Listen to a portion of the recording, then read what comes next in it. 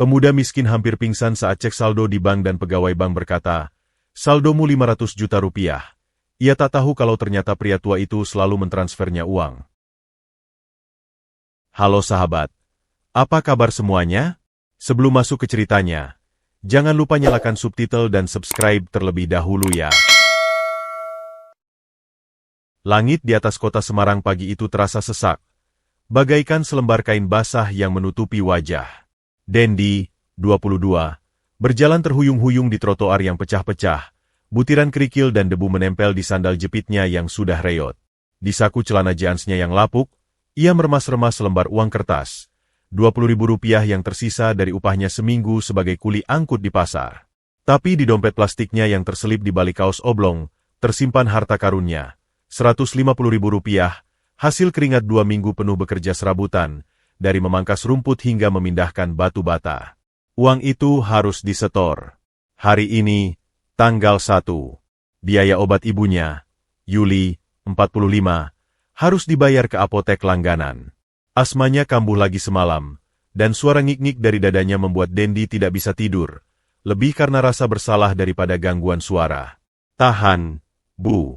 Sebentar lagi Den berangkat cari obat," bisiknya sebelum berangkat, menepuk-nepuk punggung ibunya yang kurus.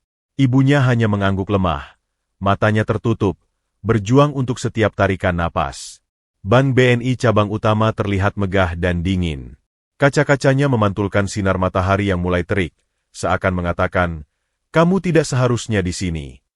Dendi mengusap keringat di dahinya dengan lengan baju. Bau tubuhnya sendiri, campuran keringat dan debu, terasa tajam baginya di tengah udara wangi penyejuk ruangan yang langsung menyergap saat pintu geser terbuka. Ia merasa sepasang mata mengawasinya. Satpam berdiri tegap dengan seragam rapi, seorang ibu-ibu dengan tas kulit mewah, seorang teller di balik meja. Dendi menunduk. Tangannya gemetar saat mengambil kartu ATM yang plastiknya sudah retak di sudutnya. Ia menyelipkannya ke mesin EDC untuk mengambil antrian. Bip. Kertas kecil keluar. Nomor 147. Di layar, nomor yang sedang dipanggil, 112. Masih lama. Dendi mencari sudut paling jauh, dekat pot tanaman besar, dan duduk di lantai, bersandar di dinding dingin. Perutnya melilit. Sejak subuh ia hanya minum air putih dan makan sepotong singkong rebus yang keras. Pikirannya melayang ke aroma bakso di gerobak dekat pasar, kuahnya yang bening, sambalnya yang pedas. Air liurnya nyaris menetes. Ia menelan ludah kering. Antrian berjalan lambat. Setiap kali nomor dipanggil, jantungnya berdegup kencang. Pusing mulai menyerang. Pandangannya berkunang-kunang. Pola-pola cahaya dari lampu neon di langit-langit berputar-putar. Ia memejamkan mata, mencoba mengatur napas. Bayangan wajah ibunya yang pucat dan adiknya, Rara, yang kemarin menangis karena malu tidak bisa bayar uang praktikum, saling bertabrakan di kepalanya. Nomor 147. Ke loket 3. Suara dari speaker seperti cambuk. Dendi bangkit terlalu cepat. Dunia berputar sesaat. Ia terpaksa meraih dinding untuk menahan diri. Dengan langkah gontai, ia menghampiri loket 3, di mana seorang teller muda ramah, Siska, tersenyum padanya. "Selamat pagi, Mas. Mau apa?" Suara Siska cerah. Dendi mengeluarkan buku tabungannya yang tipis dan kusut, lalu mengulurkan uang Rp150.000 yang sudah ia rapikan. "Nyetor, Mbak," ucapnya. Suaranya parau. Siska mengambilnya dengan senyuman tetap. "Iya, Mas. Sebentar ya." Jari-jari Siska menari lincah di atas keyboard. Dendi memandangi layar monitor kecil yang membelakangi dia, hanya melihat pantulan cahaya yang tak ia mengerti. Bau harum parfum Siska membuatnya semakin pusing. Ia menggenggam tepi meja, buku-buku jarinya memutih. "Sebentar, Mas, saya cek saldonya dulu biar datanya update," ujar Siska sambil mengetik. Dendi mengangguk lemas. Ia cuma ingin ini cepat selesai. Ingin cepat ke apotek, lalu pulang, memasak bubur untuk ibunya. Tiba-tiba, ekspresi Siska berubah. Senyumnya pudar, digantikan oleh kerutan di dahinya. Matanya membelalak, menatap layar komputernya dengan intensitas yang membuat Dendi cemas. Siska membalikkan pandangannya ke Dendi, lalu kembali ke layar, lalu ke Dendi lagi. Pipinya sedikit memucat. Mas. Mas Dendi? Panggilnya. Suaranya lebih pelan dari sebelumnya, terdengar hampir seperti bisikan. Dendi yang sedang memejamkan mata menahan pusing, membuka matanya perlahan. Iya, Mbak? Kenapa? Tanyanya. Ada nada was-was di suaranya. Siska menelan ludah. Ia melirik ke kanan dan kiri seakan memastikan tidak ada yang mendengar. Kemudian, dengan suara bergetar yang nyaris tak terdengar di tengah dengung AC dan bunyi printer, ia berkata, "Saldo Anda." Ia berhenti, mengambil napas. 500 juta rupiah. Der. Suara itu seperti gong raksasa yang dipukul tepat di telinga Dendi. Atau seperti semua suara di dunia tiba-tiba disedot ke dalam lubang hitam. Dengung AC hilang. Bunyi ketikan keyboard lenyap. Ia hanya mendengar 3 kata itu berputar-putar di kepalanya. 500 juta. BB apa? Kata itu keluar dari mulutnya bagai desahan napas terakhir. Matanya tak bisa lepas dari wajah Siska yang tampak ketakutan dan tak percaya. 500 juta? Itu angka yang hanya ia dengar di sinetron atau ketika orang bercerita tentang korupsi. Itu angka yang lebih banyak dari yang bisa ia bayangkan dalam 10 hidupnya. Itu mustahil. Ia salah dengar. Pasti. Atau ini halusinasi karena kelaparan. Atau mungkin ia sudah pingsan tadi di lantai dan ini mimpi. Tapi tatapan Siska terlalu nyata. Dan pusing yang tadi mendera, kini berubah menjadi sensasi melayang yang mengerikan. Darah seakan mengalir deras dari kepalanya ke kaki. Lututnya lemas. Penglihatannya mulai menyempit. Seperti terowongan gelap yang ujungnya adalah wajah pucat Siska. Bintik-bintik hitam menari-nari di tepian pandangannya. Maaf, Mbak, ulangi. Coba Dendi memaksa, tapi suaranya seperti tenggelam. Tangannya meraih udara. Tubuhnya, yang selama 22 tahun bertahan dengan kerasnya kehidupan, akhirnya menyerah pada kejutan yang terlalu besar untuk ditampung. Dengan suara gebuk yang lemah, tubuh Dendi yang kurus itu meluncur dari kursi plastik keras, jatuh tak berdaya ke lantai marmer yang dingin. Slip setoran sebesar Rp150.000, terlepas dari genggamannya dan melayang perlahan, mendarat tepat di atas dadanya yang naik turun tak beraturan, seperti nisan kecil untuk sebuah kehidupan yang baru saja diguncang oleh sebuah angka. Dan di balik layar komputer loket 3, angka 500 juta tetap berpendar, sebuah misteri yang jatuh ke pangkuan seorang pemuda yang tak siap, mengawali petualangan yang akan mengubah segalanya. Kekacauan itu kecil, tapi tajam bagai semburan air dingin di tengah rutinitas yang tenang. Astaga! Ada yang pingsan. Teriakan salah seorang nasabah memecah kesunyian ruang tunggu. Beberapa kepala menoleh, ekspresi penasaran bercampur khawatir. Siska, si teller, terpana sejenak sebelum instingnya bekerja. Ia beringsu cepat dari kursinya, berlutut di samping Dendi. Mas Dendi. Pegangannya menggoyang-goyang bahu pemuda itu dengan lembut. Tak ada respon selain napas pendek-pendek. Satpam Bank, Pak Joko, sudah berada di sisi mereka dalam 3 langkah besar. Kena tipu panas ya? Atau belum makan? Gumannya sambil membuka kancing kerah baju Dendi yang lusuh. Suasana mulai ramai. Beberapa nasabah mendekat, membentuk lingkaran longgar. Bisik-bisik berdesir seperti angin melalui daun kering. Dia kan tadi yang duduk di lantai sana. Mukanya pucat sekali, mungkin kurang darah. Dari tadi lihat dia pegang perut, kayaknya lapar. Dari balik kaca ruang prioritas di sisi kiri hall, sebuah pergerakan tertangkap mata. Ruang itu eksklusif, dengan sofa kulit, meja kayu gelap, dan tanaman hias yang subur. Biasanya dihuni oleh nasabah-nasabah dengan setelan rapi dan pembicaraan bisnis berbisik. Pintunya terbuka. Keluarlah seorang pria. Usianya sekitar 60 tahun. Rambutnya memutih dengan rapi, disisir ke belakang. Kemeja linen berwarna krem yang ia kenakan sederhana, tapi potongannya sempurna, jatuh pas di tubuhnya yang ramping. Celana kain chino dan sepatu loafers kulit yang sudah usang namun masih terawat. Ia tidak terlihat seperti orang yang sangat kaya, lebih mirip dosen atau pensiunan pejabat yang hidup sederhana. Tapi ada aura tenang yang memancar darinya. Dan matanya, mata itu berwarna coklat tua, tajam, dan saat ini, terpaku pada tubuh Dendi yang terbaring di lantai. Di dalam tatapan itu, ada kilasan sesuatu yang lebih dari sekadar rasa prihatin biasa. Ada pengenalan. Ada keakraban yang tertunda. Dialah Darmo. Langkahnya pasti, tidak terburu-buru namun efisien.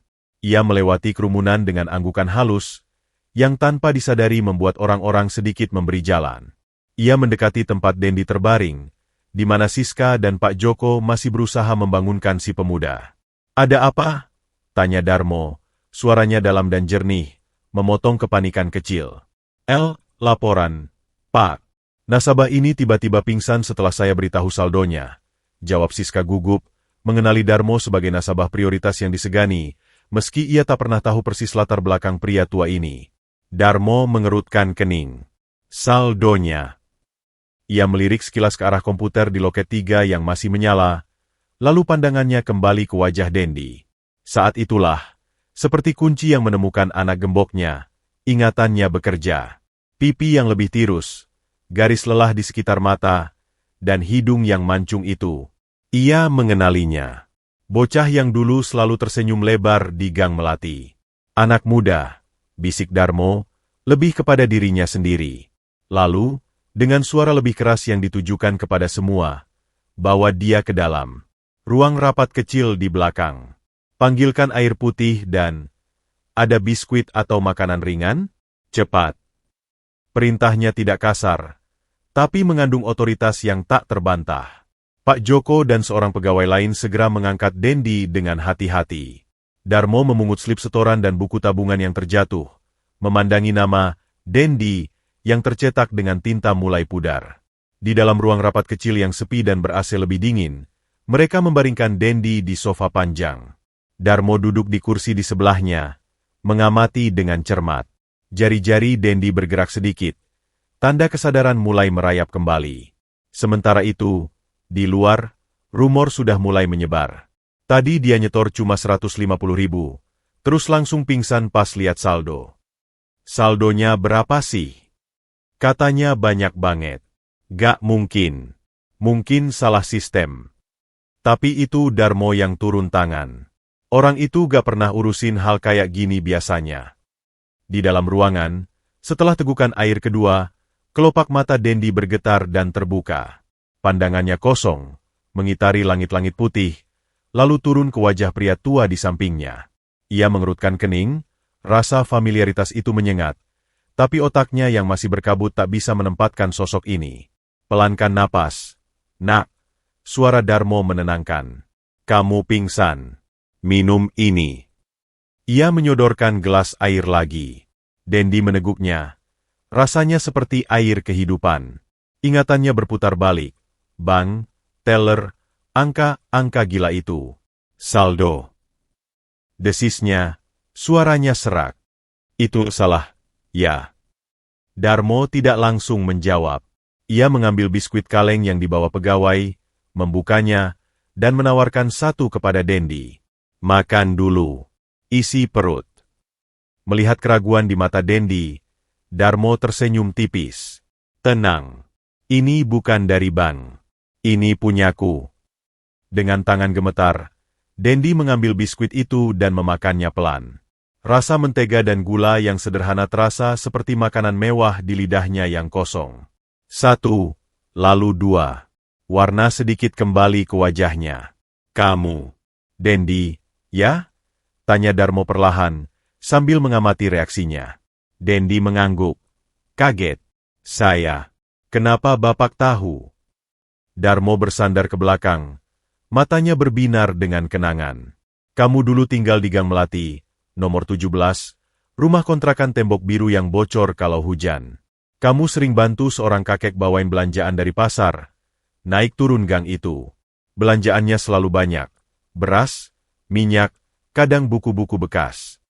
Potongan-potongan memori yang lama terkubur mulai muncul di benak Dendi. Gang Melati, pasar, dan seorang kakek yang selalu memberinya uang transport, yang selalu ia tolak, lalu diganti dengan semangkuk bakso atau buku catatan bekas. "Kakek Darmo." Dendi berbisik, mata membelalak. Kakek itu dulu hidup sederhana, pakai baju lusuh, di rumah kontrakan kecil. Tidak mungkin. Saya, jawab Darmo, senyumnya melebar, membuat kerutan di sudut matanya semakin jelas. Kamu yang dulu bilang, saya bantu, kek. Nggak usah dibayar. Tapi kalau kakek mau traktir bakso, saya mau. Dendi tercengang. Dunia terasa miring lagi. Tapi kali ini bukan karena kelaparan. Ini karena pertemuan yang mustahil. Kakek baik yang ia kira juga hidup pas-pasan, ternyata ada di ruang prioritas bank, dan terlibat dengan saldo 500 juta itu. Tapi, saldo. Dendi mencoba kembali ke inti masalah. Jantungnya berdebar kencang. Darmo menghela napas. Wajahnya menjadi serius. Setelah kamu pindah dari Gang Melati karena rumah kontrakannya dijual, aku mencari-cari kabarmu, nak. Lewat tetangga lama, lewat kenalan. Tapi akhirnya, setahun setelah kamu pergi, aku dapat satu petunjuk, nomor rekening bank ini. Ia menunjuk buku tabungan di atas meja. Aku tahu ibumu sakit-sakitan. Aku tahu kamu kerja keras. Dan aku ingat betul kamu dulu menolak uangku. Darmo menatap langsung ke mata Dendi. Jadi, aku pikir, cara terbaik adalah membantumu tanpa memberimu kesempatan untuk menolak. Tiap bulan, selama 3 tahun terakhir, aku transfer sejumlah uang ke rekeningmu. Cukup untuk biaya hidup dan pengobatan. Rupanya. Ia menggeleng pelan, campur kagum dan sedih. Kamu tidak pernah sekalipun mengeceknya. Dendi terdiam. Air matanya, yang selama ini ia tahan di balik kerasnya hidup, tiba-tiba mengalir deras. 3 tahun. 36 bulan. Ia sibuk bertahan hidup, menyetor uang receh, berjuang dari hari ke hari, tanpa pernah tahu ada matahari yang bersinar diam-diam untuknya. Kenapa, kek? Isaknya, suara hancur. Saya nggak pantas. Darmo meletakkan tangan di bahu Dendi yang menggigil. Genggamannya hangat dan kuat. Kamu lebih dari pantas, nak. Yang kau beri dulu bukan tenaga, tapi kejujuran dan kemurnian hati. Di dunia yang sibuk menukar segalanya dengan uang, kau menolaknya. Itu hutang budi terbesar yang pernah kuterima. Dan sekarang, ia berhenti sejenak, memastikan Dendi mendengarkan. Aku hanya mengembalikannya dengan cara yang berbeda. Uang di saldo itu adalah milikmu. Hasil dari kebaikanmu sendiri yang berbuah. Di luar ruangan, Siska dan beberapa pegawai lain masih berbisik, menatap pintu tertutup ruang rapat kecil.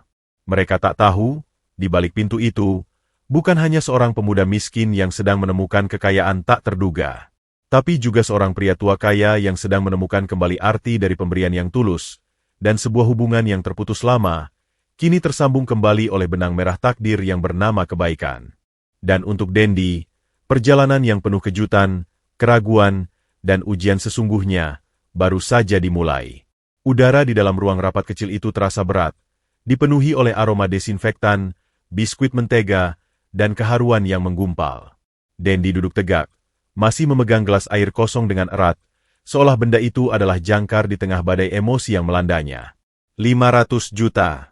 Kakek Darmo. Dua fakta itu saling bertabrakan di kepalanya, menciptakan kebingungan yang tak karuan. Darmo membiarkan Dendi menyerap semua itu. Matanya yang bijak mengamati setiap pergolakan di wajah pemuda itu, dari syok, tak percaya, hingga keraguan yang mendalam. Ia tahu ini bukan hal yang mudah diterima. Gang Melati, gumam Dendi akhirnya, memecah keheningan. Ia mengusap air mata yang tersisa di pipinya dengan lengan baju yang kasar. Saya ingat, temboknya biru sudah pudar, atapnya asbes. Kalau hujan deras, tetesan air masuk lewat sudut ruang tamu. Ibu selalu naruh ember di sana.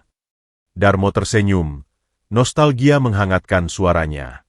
Dan kamu, setiap pulang sekolah, selalu mampir ke warung Bu Sri depan gang. Beli gorengan satu, terus duduk di batu tepi jalan, sambil ngerjain PR. Masa kakek tahu? Tanya Dendi, heran. Aku sering lihat dari jendela kamar atas. Kamu rajin. Dan kamu selalu bantu Ibu Sri nutup warungnya kalau hujan tiba-tiba, bawa masuk barang-barang yang di luar. Darmo mengangguk-angguk. Itu yang buat aku tertarik. Bocah seusiamu, kerjaannya bukan main bola atau nongkrong, tapi bantu-bantu orang. Kenangan itu mengalir kembali seperti sungai yang lama tertutup. Dendi ingat dirinya yang waktu itu baru kelas 2 SMA. Ayahnya sudah lama menghilang, ibunya sakit-sakitan, hidup dari menjual kue ke tetangga. Ia harus cari uang tambahan. Tawaran jadi tukang angkut belanjaan dari pasar untuk tetangga-tetangga sepuh adalah salah satu jalannya. Kakek itu, pelanggan tetap saya yang paling aneh, ujar Dendi, sedikit senyum terpancar untuk pertama kalinya. Belanjaannya nggak banyak, tapi berat. Selalu ada buku-buku tebal. Buku arsitektur dan sejarah, Sela Darmo. Hobi lama. Suatu hari, Dendi melanjutkan, matanya berbinar memandang masa lalu. Kakek kasih saya uang 50.000. Gila waktu itu. Upah angkut biasa cuma 5 atau 10.000. Dan kamu tolak, kata Darmo, menyelesaikan ceritanya. Kamu bilang, kakek, ini kelebihan. Saya cuma angkut dari depan gang ke dalam rumah. Nggak sampai segitu. Wajahmu waktu itu serius banget. Kayak lagi ngadilin perkara. Dendi tertawa kecil, getir. Saya pikir kakek kasihan. Saya nggak mau dikasihani. Bukan kasihan, nak. Aku menghargai jerih payah. Tapi kamu keras kepala. Akhirnya kamu minta dibelikan bakso 2 porsi. 1 buat kamu, 1 buat ibumu. Dan sisa uangnya, kamu paksa aku terima kembali. Darmo menghela napas. Seminggu kemudian, kamu bantu aku membereskan gudang penuh tumpukan koran dan majalah lama. Kerja seharian, berdebu. Aku kasih uang lagi. Kamu tolak lagi. Kali ini kamu minta dibelikan buku catatan sama bolpen buat sekolah. Suasana hening sejenak. Dendi menatap lantai. Pertarungan dalam dirinya masih berkecamuk. Uang 50.000 dulu ia tolak karena harga diri. Sekarang, di hadapannya, ada tawaran 500 juta kali lipat. Jadi, sejak saya pindah, tanya Dendi pelan. Sejak kamu pindah, konfirmasi Darmo. Aku cari tahu kamu pindah kemana. Tetangga lain cuma bilang kamu pindah ke rumah saudara di daerah lain. Ibumu butuh perawatan.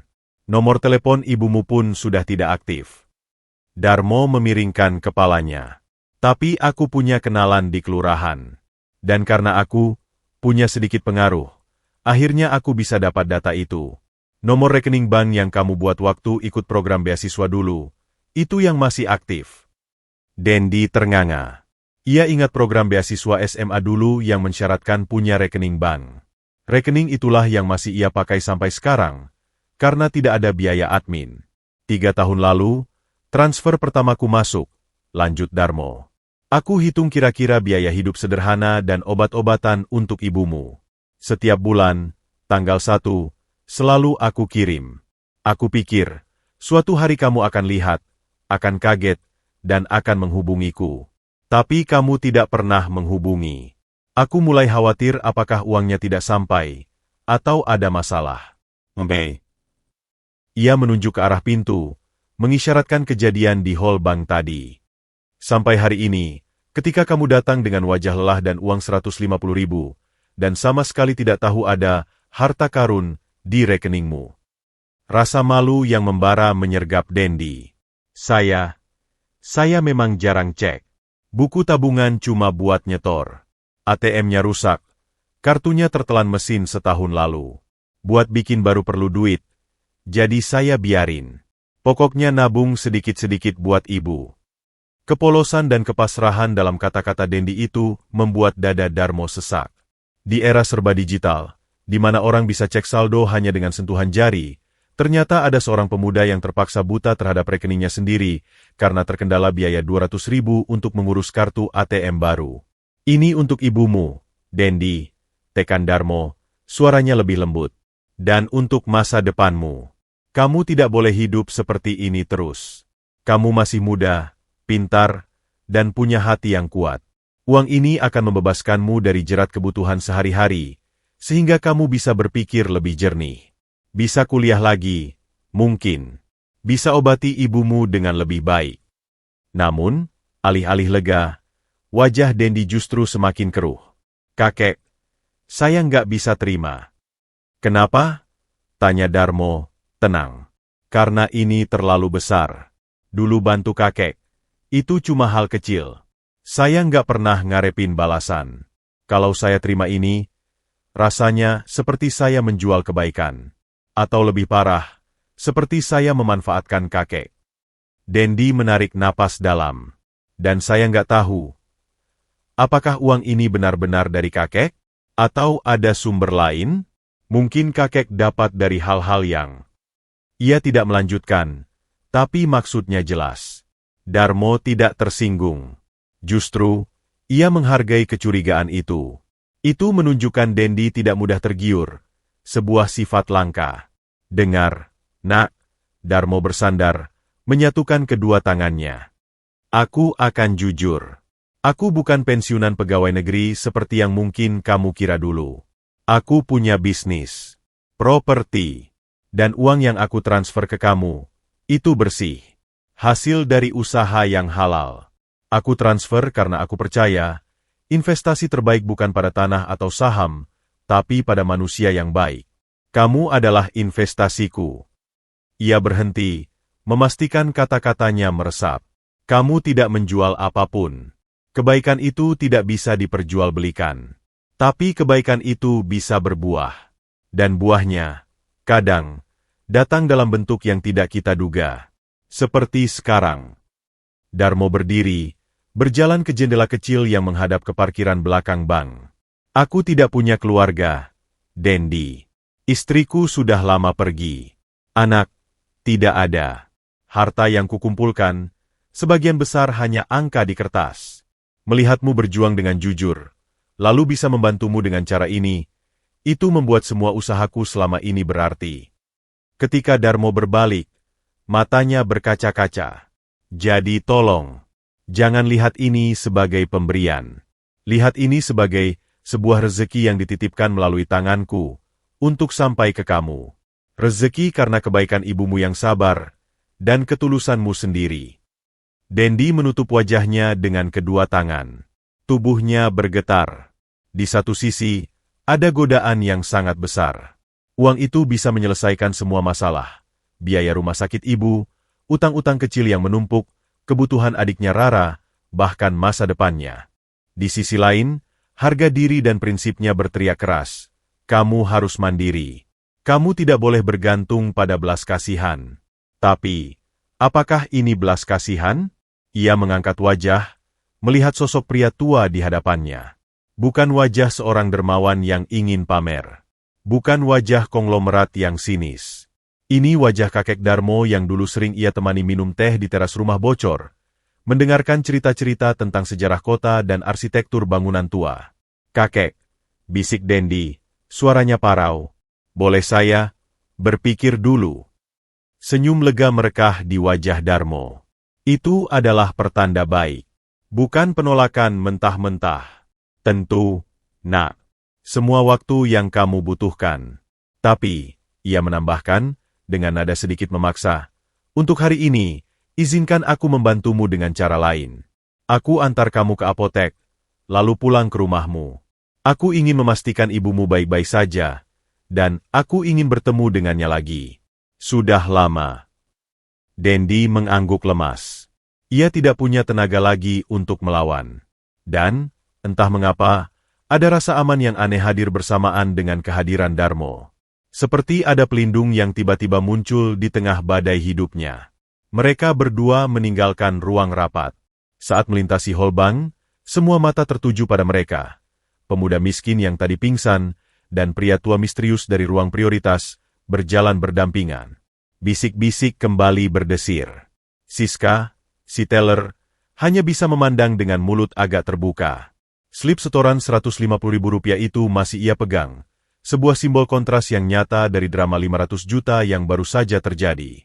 Dan untuk Dendi, perjalanan pulang kali ini akan sangat berbeda. Ia tidak lagi hanya membawa obat untuk ibunya. Ia membawa sebuah rahasia besar, sebuah pilihan yang berat, dan seorang kakek dari masa lalu yang mungkin adalah malaikat penyelamat, atau justru pembawa badai baru dalam hidupnya yang sudah terlalu ruwet. Kenangan Gang Melati yang hangat, kini bersimpuh dengan realitas yang mengguncang di dalam taksi yang membawa mereka pulang. Mobil taksi yang ditumpangi Dendi dan Darmo meluncur meninggalkan pusat kota yang gemerlap, menuju ke daerah pinggiran di mana rumah-rumah terlihat semakin sederhana dan jalanan semakin sempit. Sunyi yang tegang menyelimuti kabin. Dendi duduk di samping sopir, memandang keluar jendela tanpa benar-benar melihat. Pikirannya adalah medan pertempuran. 500 juta, angka itu berputar-putar, berpendar-pendar di kegelapan benaknya. Ia mencoba memvisualisasikan uang sebanyak itu. Tumpukan uang 100 ribuan setinggi apa? Bisa untuk beli apa saja? Bisa bayar semua utang ibu ke rentenir pasar? Bisa perbaiki atap rumah yang bocor? Bisa kuliahkan Rara? Bisa bunuh semua rasa khawatir tentang esok? Tapi kemudian, suara lain muncul, lebih keras, lebih menusuk. Ini bukan hakmu. Kau tidak bekerja untuk ini. Ini belas kasihan yang terselubung. Kau akan menjadi beban. Kau akan berhutang budi selamanya. Wajah ayahnya yang tidak bertanggung jawab, yang sering meminjam uang lalu menghilang, tiba-tiba muncul. Jangan pernah jadi pengemis, Dan. Begitu pesan terakhir ibunya tentang ayahnya. Apakah dengan menerima uang ini, ia menjadi pengemis gaya baru? Darmo di kursi belakang diam mematung. Ia mengamati tengkuk Dendi yang tegang, pundak yang naik turun dengan napas tak beraturan. Ia mengerti pertarungan batin yang sedang terjadi. Memberi uang dalam jumlah besar pada seseorang yang terbiasa kekurangan bukanlah berkah instan. Itu adalah bom waktu psikologis. Belok kiri di gang sempit setelah warung itu. Bang, bisik Dendi pada sopir, memecah keheningan. Mobil masuk ke sebuah gang yang hanya muat untuk satu mobil. Tembok-tembok rumah saling berhimpitan, cucian bergantungan di atas kepala, aroma kotoran selokan dan masakan sederhana membaur di udara. Darmo menyimpan semua ini dalam ingatannya. Ini adalah dunia yang sangat jauh dari ruang rapat ber-AC dan portofolio investasinya. Mereka berhenti di depan sebuah rumah petakan semi-permanen. Catnya mengelupas, terasnya sempit dengan beberapa pot tanaman layu. Seorang gadis muda, Rara, 19, sedang menjemur baju di halaman. Matanya membelalak saat melihat kakaknya turun dari taksi bersama pria tua asing yang berpakaian rapi. Dan, ini siapa? Tanyanya, suara penuh curiga. Dulu tetangga kita di Gang Melati, Kek Darmo, jawab Dendi singkat. Ibu gimana? Masih sesak. Tadi muntah, jawab Rara. Matanya masih menyelidik Darmo yang kini turun dan membayar ongkos taksi. Darmo menyapa dengan anggukan ramah sebelum mengikuti Dendi masuk ke dalam rumah. Suasana di dalam pengap dan redup.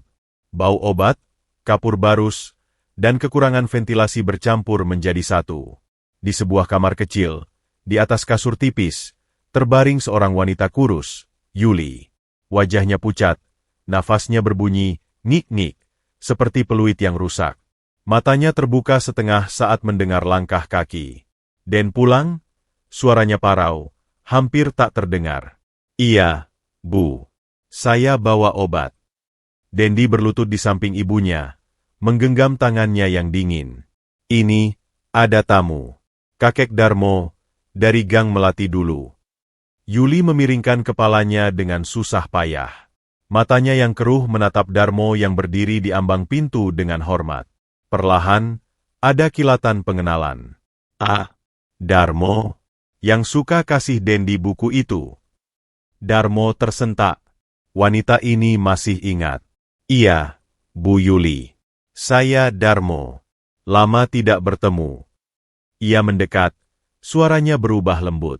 Saya dengar keadaan ibu kurang baik. Saya minta izin berkunjung. Sangat baik Bapak mau datang ke tempat seperti ini, bisik Yuli, sedikit tersenyum. Dendi, sering cerita dulu. Bapak yang baik. Pujian itu justru seperti pisau di hati Dendi. Ibu tidak tahu. Ibu tidak tahu kalau Bapak yang baik ini baru saja menawarkan uang yang bisa mengubah hidup kita, dan anaknya sedang bimbang untuk menerimanya. Darmo mengobrol sebentar dengan Yuli, menanyakan kesehatannya dengan tulus, tidak seperti orang yang sekadar formalitas. Ia bahkan menawarkan untuk menghubungi dokter kenalannya. Dendi hanya diam, mengamati. Setiap tindakan tulus Darmo justru membuat beban di pundaknya semakin berat. Bagaimana mungkin ia menolak kebaikan orang yang begitu tulus? Setelah sekitar 15 menit, Darmo berpamitan. Saya tidak ingin mengganggu istirahat ibu. Dendi, temani saya sebentar di luar.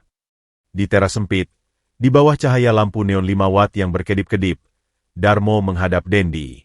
Nak, aku lihat kondisi ibumu. Dia butuh perawatan yang lebih baik.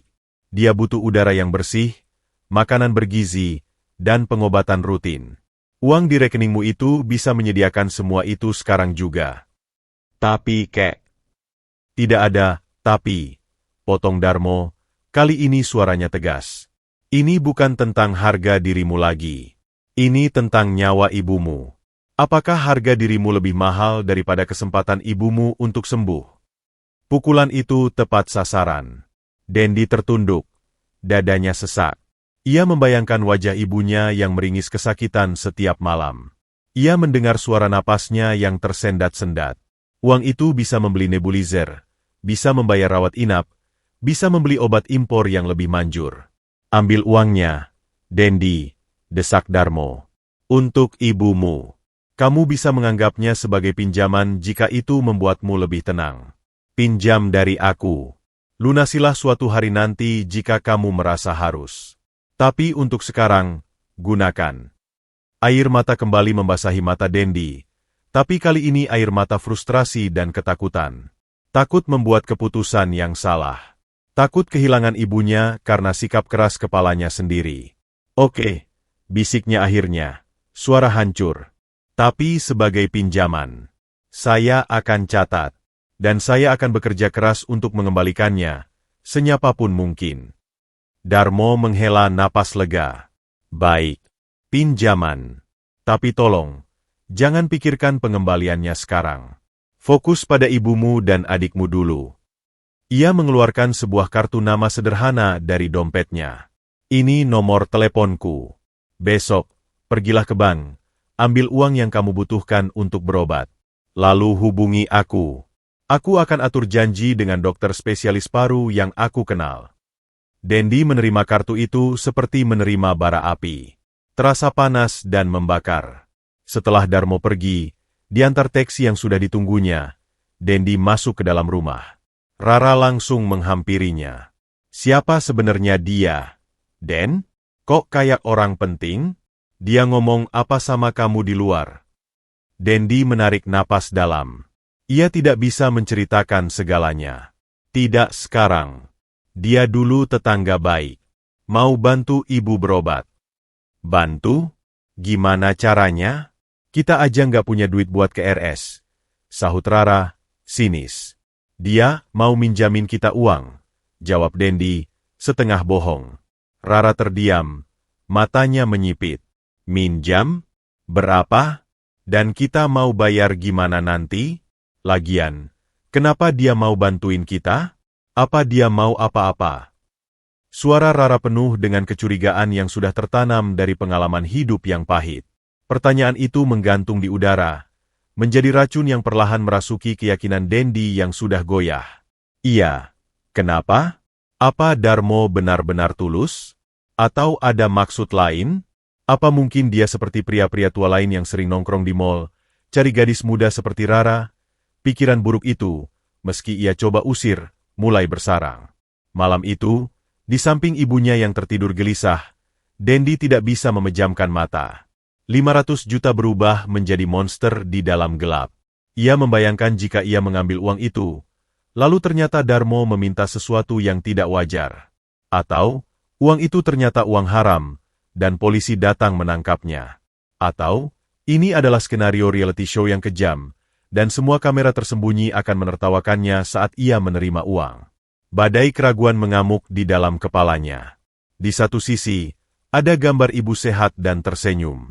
Di sisi lain, ada gambar dirinya terjerat dalam hutang budi dan skema kotor yang tidak ia pahami. Kartu nama Darmo tergeletak di sampingnya. Nomor teleponnya tampak seperti garis start dari sebuah lomba yang ia tidak tahu jalurnya, atau jurangnya. Ketika fajar menyingsing, Dendi belum juga tidur. Ia bangkit, mengambil buku catatan tua, dan di halaman kosong, ia mulai menulis dengan huruf-huruf tegang. Hutang. Kepada Bapak Darmo. Jumlah 500 juta rupiah, 500 juta rupiah. Untuk biaya pengobatan Ibu Yuli dan kebutuhan keluarga. Janji akan dikembalikan secara bertahap dengan bekerja keras. Ia menatap tulisan itu lama. Angkanya begitu tidak nyata. Tapi tanda tangan di bawahnya. Dendi, terasa seperti tanda tangan untuk sebuah perjanjian dengan setan atau dengan malaikat. Ia masih belum bisa membedakan. Dan di kejauhan, di apartemennya yang luas namun sepi, Darmo juga tidak tidur. Ia berdiri di balkon, memandang lampu-lampu kota. Ia berharap keputusannya tidak salah. Ia berharap uangnya tidak justru menghancurkan kehidupan sederhana dan jujur yang sangat ia kagumi dari seorang pemuda miskin dari Gang Melati.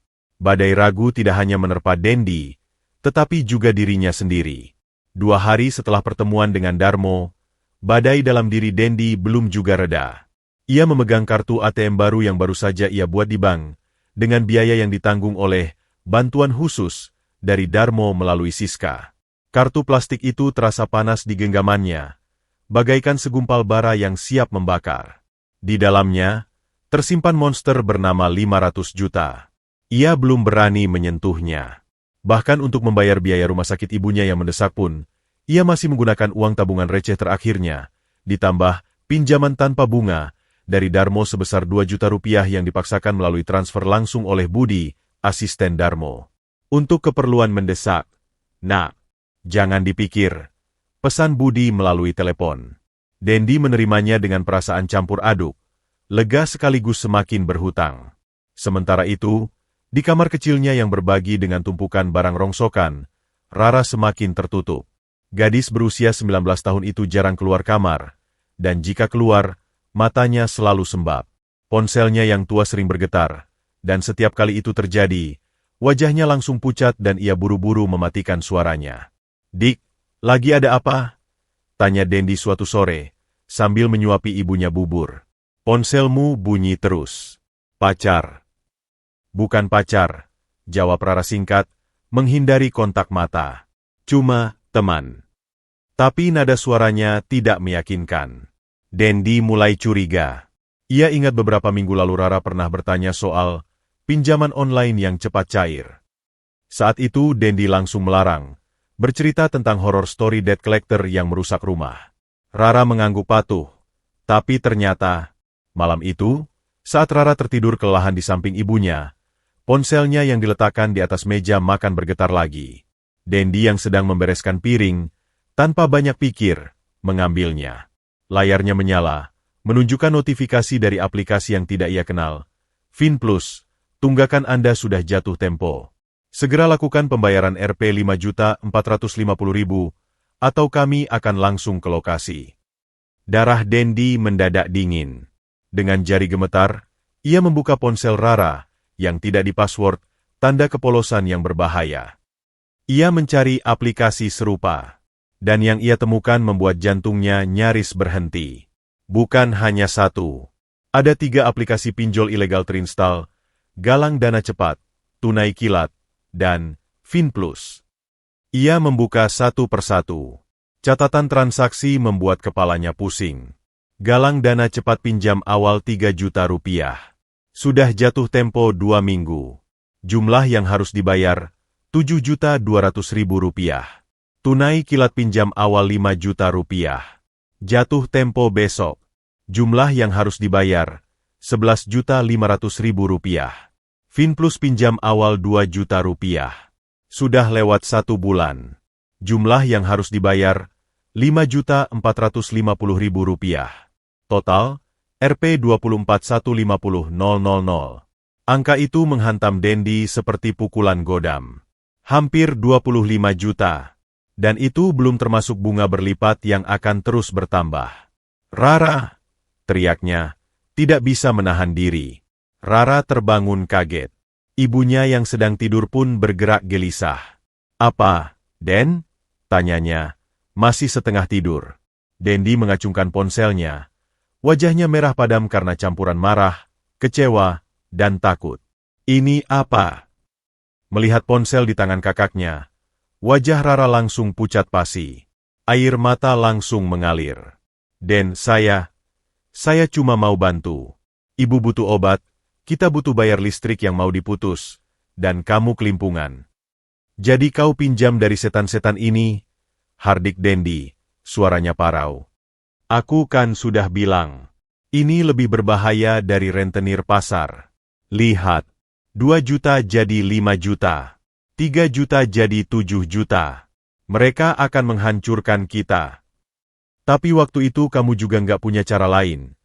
Balas Rara, isakannya semakin kencang. Saya lihat ibu susah napas. Kamu cuma bisa diam, gigit jari. Saya nggak tahan, Den. Saya mau bantu. Argumentasi itu membuat amarah Dendi sedikit surut, digantikan oleh rasa sakit yang dalam. Ia tahu ini juga kesalahannya. Ia tidak bisa melindungi adik dan ibunya dengan cukup baik. Sejak kapan? Tanya Dendi, lebih pelan. Sejak 3 bulan lalu, waktu ibu harus rawat inap yang pertama. Itu butuh uang muka. Kamu lagi cari pinjaman kemana-mana nggak dapet-dapet.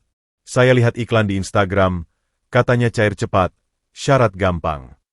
Rara menunduk, malu. Awalnya cuma mau pinjam 2 juta. Tapi pas jatuh tempo, nggak bisa bayar, jadi numpuk. Terus ada tawaran pinjaman lagi dari aplikasi lain buat nutup yang pertama. Jadi seperti itu. Siklus neraka yang klasik. Dendi memegangi kepalanya. Ia merasa gagal. Pada saat itulah, ponsel Rara bergetar lagi. Kali ini bukan notifikasi, tapi panggilan dari nomor yang tidak dikenal. Dendi melihat Rara yang ketakutan, lalu menjawabnya dengan nekat. Lo siapa? Kenapa jawab ponsel si Rara? Teriak suara kasar di seberang sana. Saya kakaknya. Ada perlu apa? Jawab Dendi, berusaha tegas.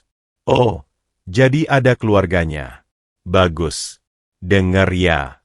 Hutang adik lo udah gila. 24 juta rupiah lebih. Kalau dalam 24 jam nggak ada pelunasan, kita dateng ke rumah. Bawa bukti. Bakal kita sebar muka dan data dia di medsos, tag teman-teman dan keluarganya. Judulnya, anak haram nggak bisa bayar hutang. Capek-capek ngasih duit, malah ngibrit.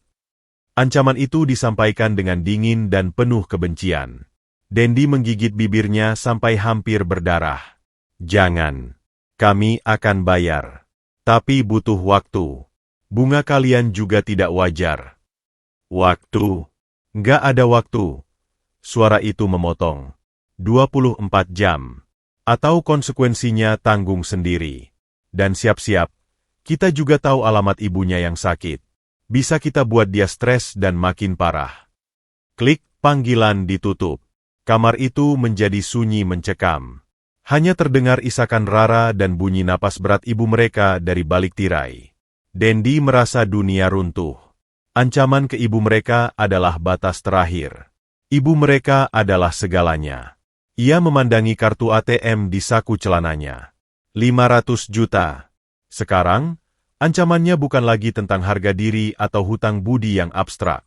Ancamannya nyata, kejam, dan akan menghancurkan sisa harga diri keluarga mereka secara publik, serta mungkin memperparah kondisi ibunya.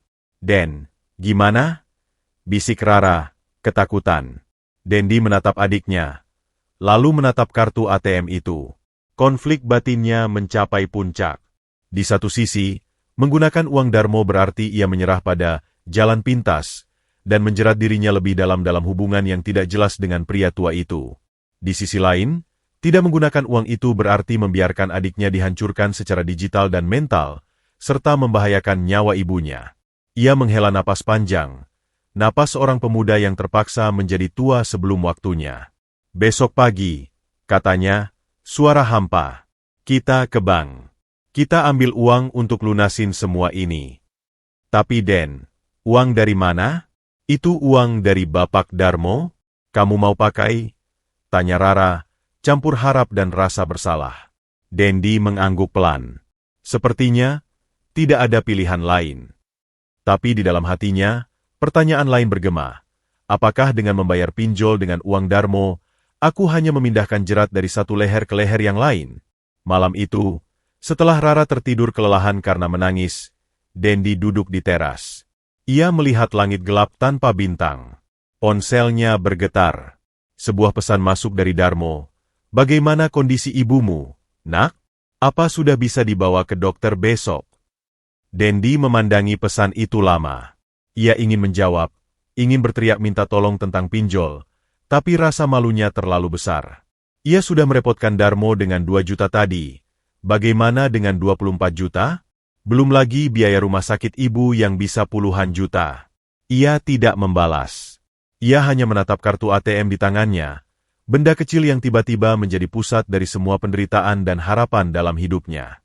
Jerat pinjol telah memaksanya untuk melihat pada jalan keluar yang selama ini ia hindari. Dan besok, ia akan melangkah ke bank, bukan untuk menyetor Rp150.000, tetapi untuk mengambil Rp25 juta, membuka pintu sebuah masa depan yang sama sekali tidak bisa ia prediksi. Apakah itu pintu kebebasan, atau pintu menuju ketergantungan yang lebih dalam? Bayangan debt collector dengan ancaman keji mereka bergelayutan di pikirannya, mendorongnya perlahan tapi pasti, menuju sebuah keputusan yang akan mengubah segalanya. Apartemen Darmo berada di lantai paling atas sebuah menara yang tenang, jauh dari hiruk-pikuk pusat kota namun tetap memandangnya dari kejauhan. Interiornya minimalis, didominasi kayu jati tua dan batu alam. Buku-buku memenuhi rak dari lantai ke langit-langit, bukan sebagai pajangan, tapi sebagai teman yang sering dijamah. Disinilah Darmo, si pensiunan yang hidup sederhana, sesungguhnya mengendalikan jaringan bisnisnya yang rumit. Malam itu, Darmo tidak membaca buku atau menikmati pemandangan kota. Ia duduk di hadapan 2 layar monitor. Satu layar menampilkan laporan keuangan sebuah PT yang bergerak di bidang pengembangan kawasan hijau. Layar lainnya menampilkan profil sederhana yang dikumpulkan oleh Budi, asisten kepercayaannya. Profil, Dendi, 22. Kondisi keluarga ibu, Yuli, 45. Asma kronis, kondisi memburuk. Adik, Rara, 19. Putus kuliah, terindikasi stres. Aktivitas terbaru membuat kartu ATM baru, hari ini. Melakukan penarikan tunai Rp2 juta, dana darurat dari kita. Penting, terdeteksi komunikasi mencurigakan dari beberapa nomor tidak dikenal ke ponsel milik Rara. Pola percakapan singkat dan terputus, diduga terkait dengan pinjaman online ilegal. Kondisi psikologis, dari observasi singkat sangat waspada, penuh keraguan, kemungkinan besar menolak bantuan lebih lanjut karena harga diri. Darmo menghela napas panjang. Jari-jarinya yang berusia mengetik cepat di keyboard. Budi, perdalam investigasi pada nomor-nomor yang mencurigakan itu. Cross-check dengan database kita tentang pinjol ilegal yang sedang dalam radar. Saya ingin tahu seberapa dalam jeratnya. Hanya beberapa menit kemudian, balasan dari Budi muncul di chat internal. Sudah, Pak. 3 nomor tersebut terdaftar dalam laporan kepolisian terkait operasi pinjol, Finplus, tunai kilat, dan galang dana cepat. Modus ancaman dan bunga berlipat. Total estimasi utang jika dari 3 aplikasi itu bisa mencapai 20-30 juta untuk pinjaman awal 10 juta. Darmo mengerutkan keningnya. Masalahnya lebih konkret daripada yang ia kira. Uang 500 juta bisa menyelesaikan ini dalam sekejap. Tapi ia tahu Dendi tidak akan mau menyentuhnya untuk hal ini. Pemuda itu akan merasa itu adalah kegagalan yang memalukan, menggunakan uang ajaib untuk menutupi kesalahan adiknya. Teleponnya berdering. Dari rumah sakit tempat ia menyumbang rutin. Pak Darmo, ini Dr. Arif dari RS Kasih Bunda. Sepanjang izin Bapak, kami sudah cross-check data pasien Yuli. Rekam medisnya memprihatinkan. Dia butuh rawat inap segera untuk terapi oksigen dan nebulizer rutin. Tanpa itu, risiko gagal napas dalam minggu-minggu mendatang sangat tinggi. Atur semuanya, dokter, perintah Darmo. Ruang yang nyaman, perawatan terbaik. Kirim ambulans besok pagi ke alamat yang sudah Bapak berikan. Semua biaya masuk ke yayasan saya. Baik, Pak. Tapi, izin dari keluarganya. Itu yang akan saya urus. Darmo menutup telepon. Pikirannya bekerja cepat. Ia tidak bisa lagi bersikap pasif. Dendi tenggelam dalam kebanggaan dan kebingungannya sendiri sementara waktu untuk ibunya sangat terbatas. Ia berdiri, berjalan ke jendela panorama. Lampu-lampu kota berkelap-kelip seperti bintang buatan. Ia teringat masa lalu. Bukan tentang kekayaannya, tapi tentang kehilangannya. Dulu, ia juga terlalu bangga, terlalu sibuk dengan bisnis, hingga menyepelekan gejala sakit istrinya. Saat ia akhirnya mau berhenti dan memperhatikan, sudah terlambat. Kanker stadium 4. Ia tidak bisa menyelamatkannya, meski dengan semua uang di dunia. Dendi mengingatkannya pada dirinya yang muda, idealis, keras kepala, percaya bisa mengatasi segalanya dengan tenaga sendiri. Tapi Dendi juga punya sesuatu yang ia tidak punya dulu, hati yang tulus membantu orang lain tanpa pamrih. Itu yang harus diselamatkan, bukan hanya dimanjakan dengan uang. Budi, ia menelepon asistennya lagi. Saya butuh kamu untuk mengawasi keluarga Dendi mulai besok. Lakukan dengan sangat hati-hati. Jika ada debt collector yang mendekat, alihkan. Gunakan prosedur standar untuk perlindungan klien. Pahami, Pak. Tapi, apakah Bapak akan mengungkapkan profil sebenarnya kepada Dendi?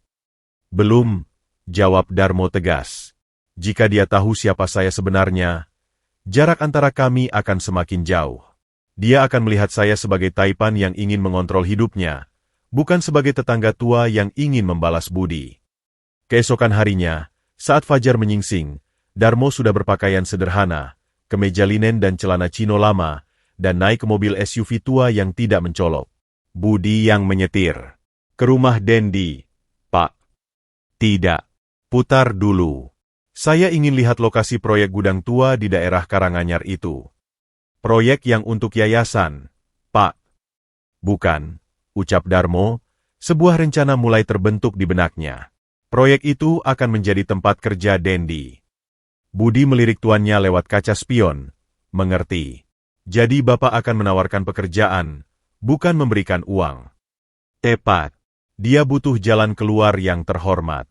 Butuh cara untuk mendapatkan uang itu dengan rasa percaya diri, bukan sebagai hadiah. Darmo menatap jalanan yang mulai ramai. Saya akan tawarkan dia jadi koordinator lapangan. Gaji cukup untuk menghidupi keluarganya dan perlahan melunasi pinjol adiknya. Tapi, kita perlu ciptakan kesempatan itu agar terlihat natural. Sementara itu, di rumah petakan yang sempit, krisis sedang memuncak. Sebelum matahari terbit, sebuah mobil sedan butut sudah parkir di ujung gang. Dua lelaki berbadan besar dengan kaos oblong dan celana jeans kumal duduk di kap mesin, merokok. Mereka tidak melakukan apa-apa, hanya menatap ke arah rumah Dendi. Itu lebih menakutkan daripada teriakan. Rara yang melihat mereka dari balik jendela langsung histeris. Mereka datang. Den.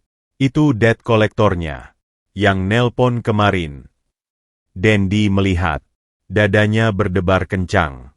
Ia mengambil sapu lidi tua, berdiri di teras, mencoba terlihat berani.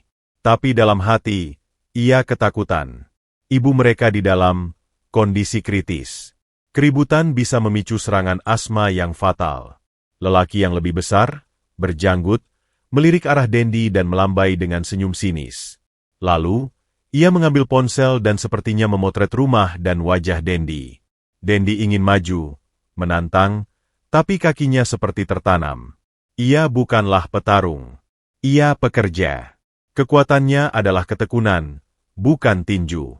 Tiba-tiba, sebuah SUV tua berwarna hitam memasuki gang dari ujung yang lain. Mobil itu melaju pelan, lalu berhenti tepat di depan sedan debt collector. Darmo turun dari kursi penumpang. Penampilannya sederhana, tapi ada aura otoritas yang tak terbantahkan. Ia tidak memandang Dendi dulu. Ia berjalan langsung menghampiri dua debt collector itu. Ada masalah? Tanya Darmo, suaranya datar namun penuh wibawa. Siapa lo?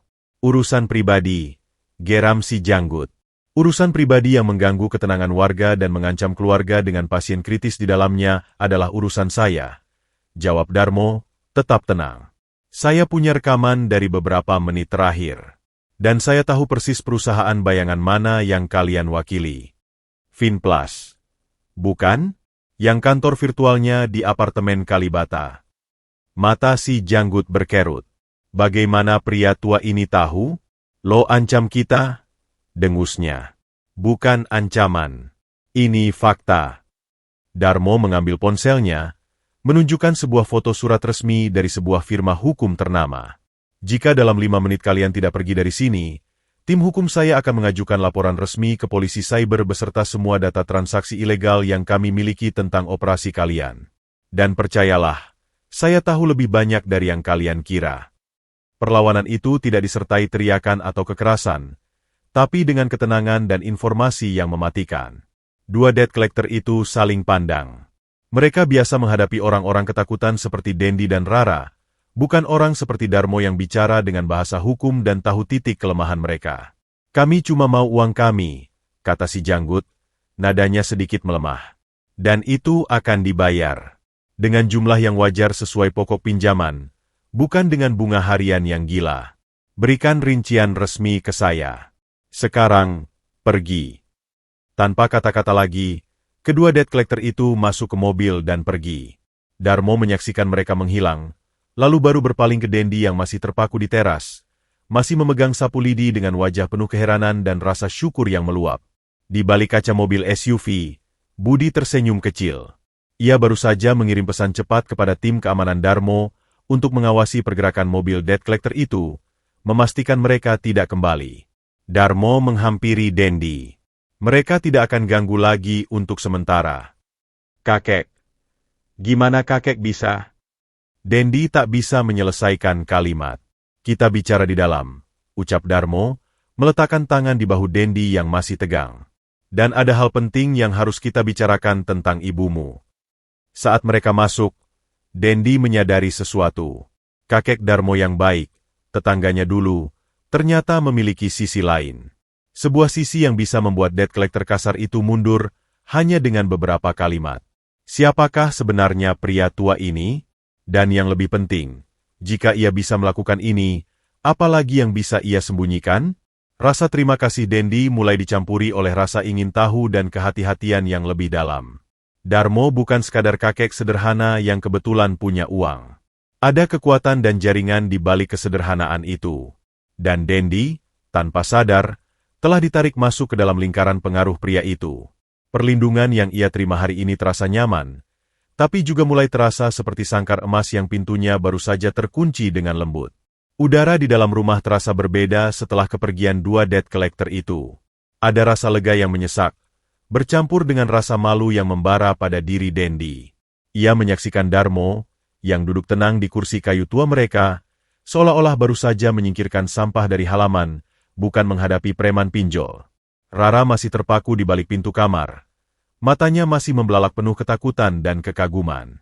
Kakek, saya nggak tahu harus bilang apa, gumam Dendi, akhirnya memecah kesunyian. Terima kasih. Tapi, siapa sebenarnya kakek? Kok bisa mereka langsung pergi? Darmo menghela napas ringan. Aku punya beberapa kenalan di bidang hukum, nak. Dan perusahaan pinjol ilegal semacam itu punya banyak musuh. Cukup tunjukkan bahwa kita tahu titik lemah mereka, dan mereka akan mundur. Penjelasannya sederhana, terlalu sederhana untuk sebuah kejadian yang tadi terasa seperti adegan film. Ia tidak memberi Dendi waktu untuk bertanya lebih lanjut. Tapi itu bukan masalah terbesar sekarang. Ibumu, Dendi. Saya sudah berkonsultasi dengan dokter spesialis. Kondisinya genting. Dia butuh rawat inap segera. Dendi menunduk. Rasa bersalah seperti air laut asin yang menggenangi paru-parunya. Saya tahu, kek. Tapi, biaya. Biaya akan diurus, potong Darmo. RS Kasih Bunda punya program bantuan dari yayasan yang saya kelola. Ibumu bisa masuk ke dalam program itu. Program yayasan. Lagi-lagi, Darmo menawarkan bantuan yang tidak melibatkan uang tunai langsung. Tapi Dendi masih bisa merasakan jerat ketergantungan yang sama. Kakek, saya nggak bisa terus-terusan merepotkan kakek seperti ini, protes Dendi, suaranya tegas meski di dalam ia goyah. Kemarin 2 juta, sekarang urusin debt collector, lalu program rumah sakit ini terlalu banyak. Saya merasa lemah. Darmo mengamatinya. Disinilah intinya. Harga diri seorang pemuda yang terbiasa mengandalkan tenaga sendiri sedang terkoyak. Kalau begitu, apa usulmu, Dendi? Tanya Darmo dengan tenang. Biarkan ibumu menderita di rumah? Biarkan debt collector mengancam adikmu dan menyebar muka kalian di media sosial? Atau, kau akan menggunakan uang 500 juta itu untuk menyelesaikan semuanya sekaligus? Pilihan itu dihantamkan ke wajah Dendi. Dua pilihan yang sama-sama membuatnya tidak nyaman, menjadi beban, atau menjadi penerima hadiah yang tidak jelas juntrungnya. Diam yang menyakitkan mengisi ruangan. Bahkan Rara di balik pintu pun menahan napas.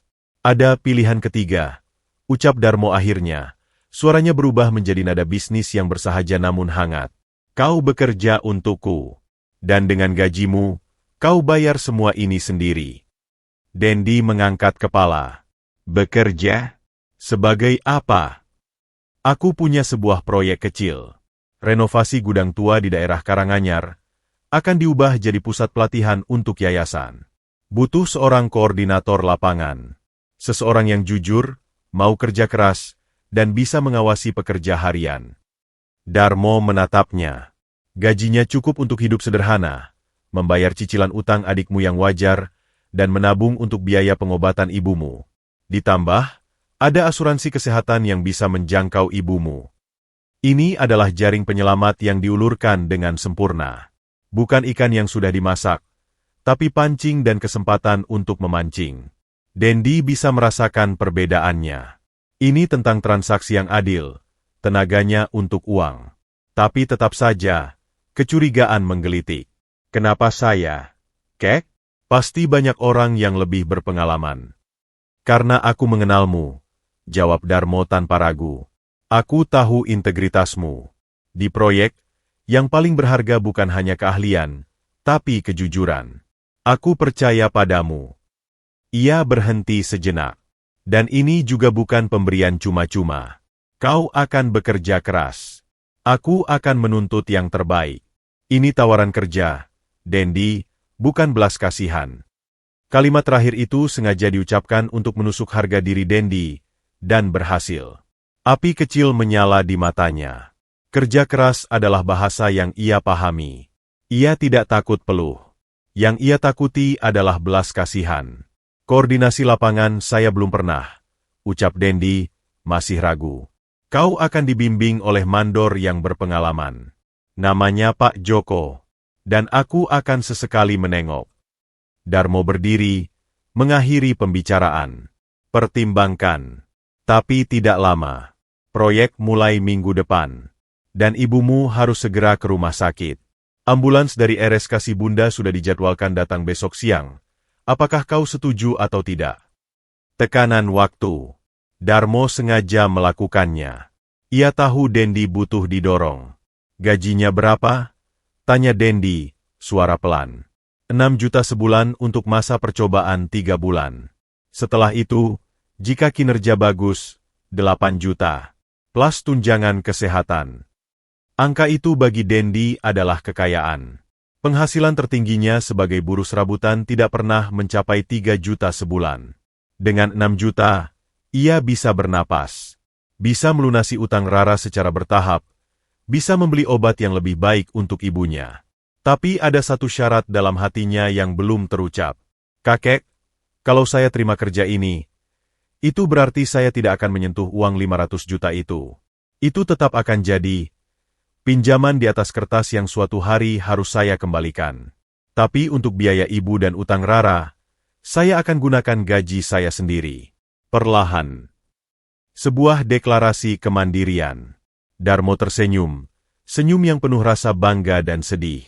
Pemuda ini tetap berusaha keras untuk berdiri di atas kakinya sendiri, bahkan ketika ditawari kursi roda yang mewah. Setuju, kata Darmo. Uang 500 juta itu akan tetap di rekeningmu, sebagai jaminan masa depan. Dan kau akan bekerja untuk membiayai masa sekarang. Keputusan sepertinya sudah diambang pintu. Tapi Rara memilih saat itu untuk keluar dari kamarnya. Wajahnya masih pucat. Kak, saya minta maaf. Saya yang bikin masalah. Lalu, kepada Darmo, dan terima kasih, Pak Api. Kakak saya memang pantas dapat kerjaan yang baik. Dia pekerja keras. Darmo mengangguk pada Rara. Aku tahu. Karena itu aku menawarkan ini. Dendi melihat adiknya, melihat ke arah kamar ibunya yang dari dalam terdengar bunyi napas berat yang tersendat, lalu menatap kembali Darmo. Di dalam benaknya, pertempuran sengit terjadi. Menerima tawaran ini berarti ia masuk ke dalam dunia Darmo, dunia yang jelas-jelas lebih kompleks dan berkuasa dari yang ia kira. Tapi menolak berarti membiarkan orang-orang yang ia cintai menderita. Apa benar ini hanya soal kerja, Kek? Tanya Dendi, suaranya lirih namun jelas. Tidak ada maksud lain? Tidak ada yang mengharapkan balasan yang aneh-aneh nanti. Pertanyaan itu tajam, jujur, dan perlu. Darmo tidak marah. Justru, ia menghargainya. Sumpah demi roh almarhumah istriku, ucapnya, tiba-tiba serius dan terdengar tua sekali. Tujuanku hanya satu, membantumu berdiri, seperti kamu dulu membantuku tanpa pamrih. Tidak lebih. Jika suatu hari kau merasa ada yang tidak beres, kau bisa pergi kapan saja. Pekerjaan adalah pekerjaan. Sumpah itu, yang menyebutkan istri almarhumah yang tak pernah Dendi dengar sebelumnya, terasa tulus. Ada kesedihan lama di mata Darmo yang tak bisa dipalsukan. Akhirnya, dengan napas berat seperti orang yang akan menceburkan diri ke air yang dalam, Dendi mengulurkan tangannya. Saya terima tawarannya, Kek. Saya akan kerja sebaik mungkin. Darmo menjabat tangan itu, genggamannya kuat dan hangat. Selamat bergabung, Dendi. Besok, kita lihat lokasi proyeknya. Dan besok siang, izinkan ambulans membawa ibumu ke rumah sakit. Setelah Darmo pergi, diiringi oleh Rara yang mengucapkan terima kasih berulang kali, Dendi berdiri sendirian di teras. Ia melihat SUV tua itu menghilang di ujung gang.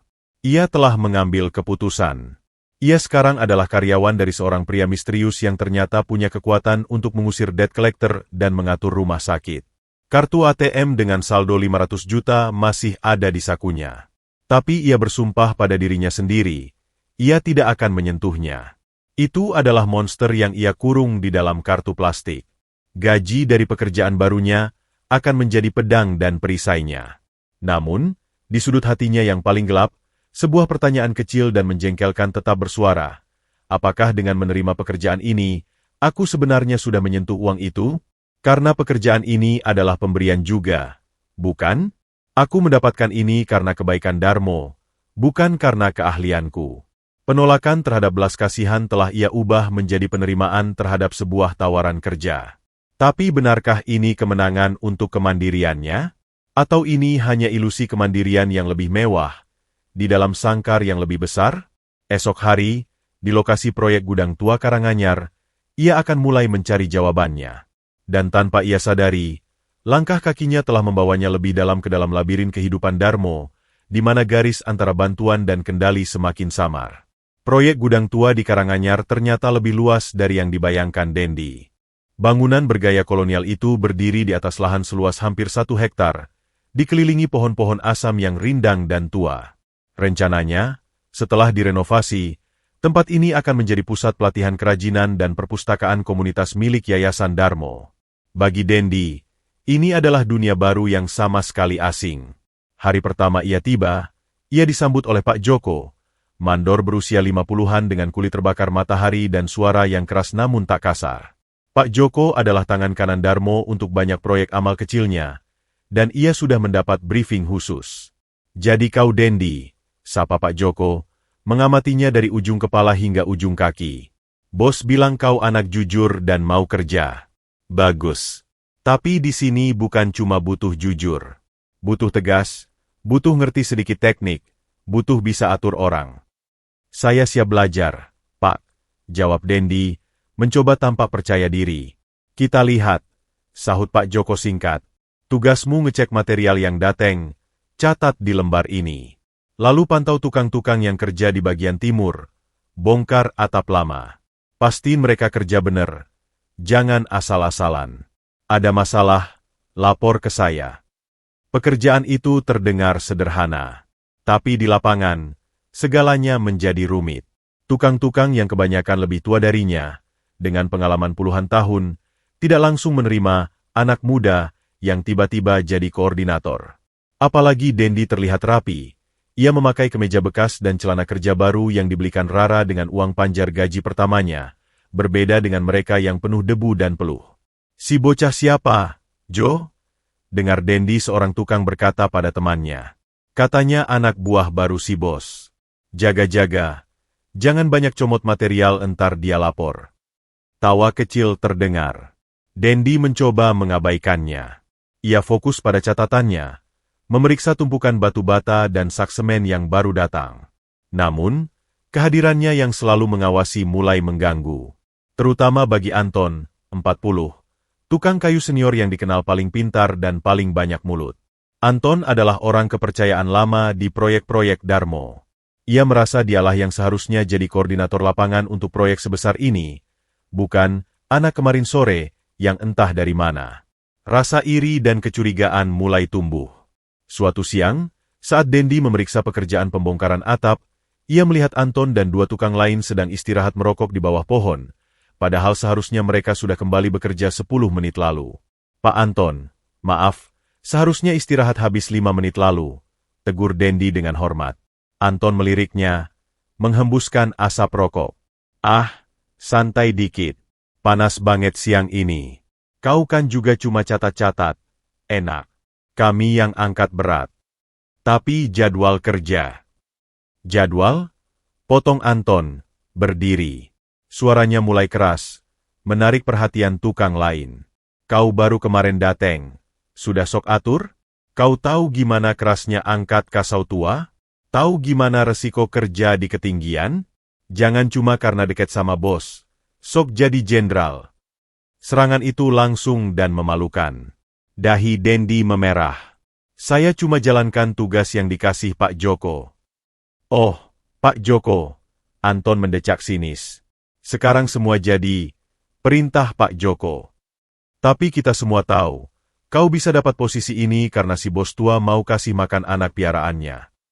Anak piaraan, kata-kata itu seperti tamparan. Beberapa tukang lain tertawa kecut. Dendi menggigit bibir.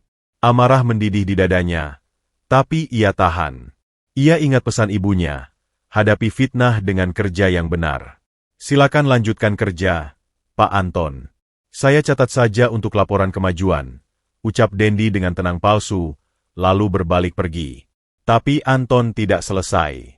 Gosip adalah senjatanya. Dalam beberapa hari, desas-desus mulai menyebar di antara para pekerja, dan bahkan sampai ke pedagang material di sekitar lokasi. "Dengar-dengar, itu anak muda, Dendi, anak haram si bos tua. Katanya ditampung karena ibunya sakit parah, terus dimanfaatin. Bisa aja sih, lihat aja tuh bos tua baik banget sama dia. Mana ada bos ngasih kerjaan enak gitu ke orang baru. Awas aja, entar proyek ini selesai, dia diusir juga. Cuma dimanfaatin buat jaga image si bos aja." Gosip itu sampai ke telinga Dendi melalui Rara, yang mendengarnya dari tetangga yang punya saudara kerja di proyek itu. Dendi marah, tapi lebih dari itu, ia terluka. Usahanya untuk bekerja keras dan jujur dinodai oleh cerita-cerita keji. Puncaknya terjadi seminggu kemudian. Sebagian material kayu berkualitas tinggi untuk rangka atap baru hilang. Pak Joko marah besar. Anton dengan santai bersaksi, "Saya lihat si Dendi kemarin sore ngobrol sama orang yang bawa pick-up di luar pagar. Lalu kayunya berkurang." Itu adalah kebohongan yang nyata. Dendi memang ngobrol dengan seorang pengantar air minum, bukan pencuri kayu. Tapi dalam suasana saling curiga, tuduhan itu terasa masuk akal bagi beberapa orang. Pak Joko memanggil Dendi. "Ini serius, Den. Material mahal hilang." Anton bilang, "Lihat kau." "Saya tidak ambil, Pak," bantah Dendi, panik dan merasa terpojok. "Saya malah catat semua keluar masuk material. Ini buktinya." "Tapi siapa lagi yang punya akses dan kesempatan selain koordinator lapangan?" tanya Pak Joko. Logikanya sederhana dan menyakitkan. Dendi merasa dunia runtuh. Kepercayaan yang ia coba bangun dengan kerja keras selama seminggu hancur dalam sekejap oleh fitnah Anton. Ia ingin berteriak, ingin melabrak Anton, tapi ia tahu itu hanya akan membuatnya terlihat bersalah. "Saya minta bertemu Bapak Darmo," pinta Dendi akhirnya. Suaranya gemetar. Tapi Pak Joko menggeleng. "Bos lagi ada urusan di luar kota. Dia percayakan ini ke saya." Dan saya harus selesaikan ini. Dendi pulang hari itu dengan langkah gontai. Rasa ingin menyerah begitu kuat.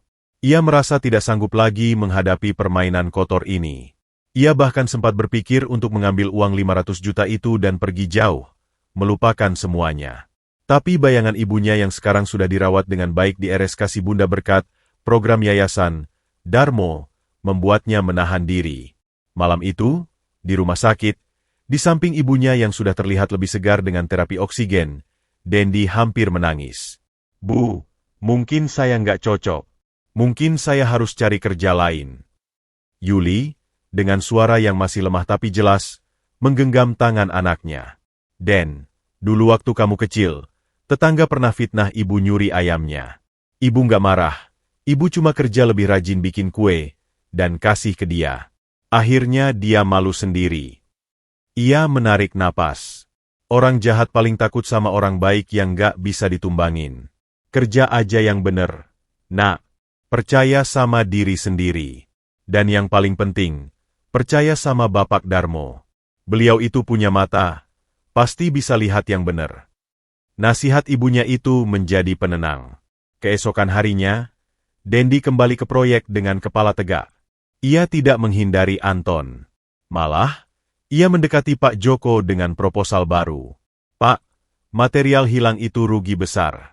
Saya usul kita pasang kamera pengawas sementara di gudang material.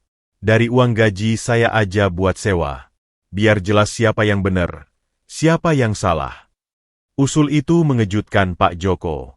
Orang yang bersalah tidak akan mengusulkan pembuktian seperti itu.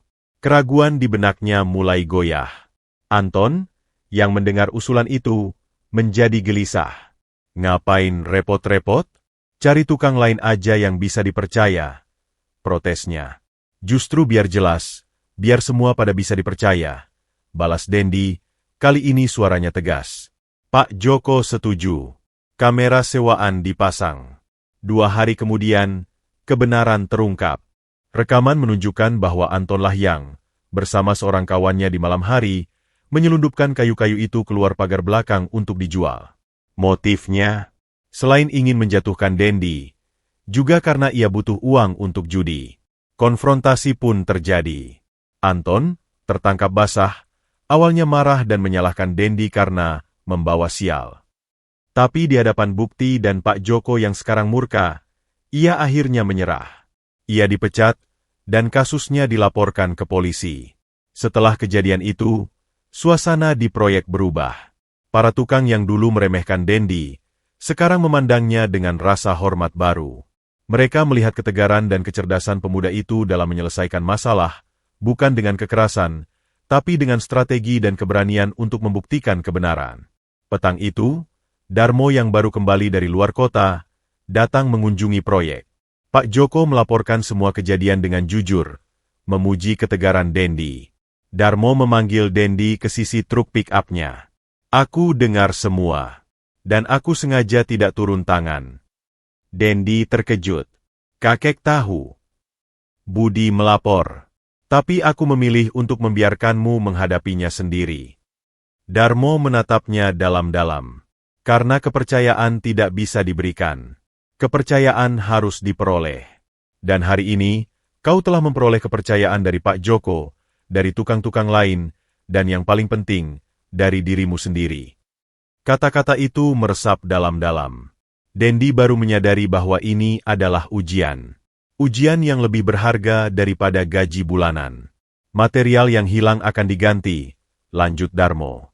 Dan gajimu bulan ini akan ada bonus, atas usul brilianmu memasang kamera. Tidak perlu, Kek. Cukup gaji saja. Saya sudah belajar banyak. Darmo tersenyum, senyum yang penuh kebanggaan. Bonus adalah hak atas prestasi. Terimalah. Saat Darmo pergi, Dendi berdiri di tengah proyek yang mulai sepi. Debu beterbangan disinari cahaya jingga senja. Ia merasa berbeda. Lebih kuat. Fitnah dan ujian kepercayaan itu seperti api tempa yang mengeraskan baja tekadnya. Namun, di balik kemenangan kecil ini, sebuah pelajaran juga ia petik. Dunia Darmo penuh dengan permainan dan kepentingan. Anton mungkin hanya pion kecil. Masih ada orang-orang lain yang mungkin takut atau iri pada hubungannya dengan Darmo. Pertarungan ini mungkin baru babak pertama. Tapi untuk kali pertama sejak menerima tawaran kerja itu, Dendi merasa yakin. Ia bisa menghadapi ini. Ia punya senjatanya, kerja keras, kejujuran, dan kecerdasan. Dan yang terpenting, ia sekarang punya bukti pada dirinya sendiri bahwa ia layak berada di posisi ini, bukan karena belas kasihan, tapi karena kemampuan. Ia mengeluarkan kartu ATM dari sakunya, memandanginya sebentar, lalu menyimpannya kembali. Ia tidak membutuhkan monster di dalam kartu itu hari ini. Kemenangannya hari ini dibayar dengan keringat dan keteguhan hatinya sendiri. Dan itu rasanya jauh lebih berharga daripada 500 juta rupiah manapun. Kemenangan atas Anton di proyek adalah obat penyemangat yang manis, tapi efeknya tidak bertahan lama. Masalah pinjol Rara, yang sempat mereda setelah intervensi Darmo, kembali menyeruak dengan wajah yang lebih keji. Malam itu, saat Dendi pulang dengan tubuh pegal namun puas, ia menemukan Rara duduk melingkung di sudut kamar. Wajahnya terkubur di antara lutut, tubuhnya menggigil. Ponselnya tergeletak di lantai seperti benda najis. "Dik, kenapa lagi?" tanya Dendi, hati langsung cemas. Rara tidak menjawab, hanya mengangkat tangannya yang gemetar, menunjuk ponsel itu. Dendi mengambilnya. Layar kunci sudah terbuka, menampilkan sebuah gambar yang membuat darahnya mendidih dan sekaligus membeku. Itu adalah foto Rara yang direkam dari jauh. Tampaknya diambil secara diam-diam beberapa hari lalu saat ia keluar dari warung dekat rumah.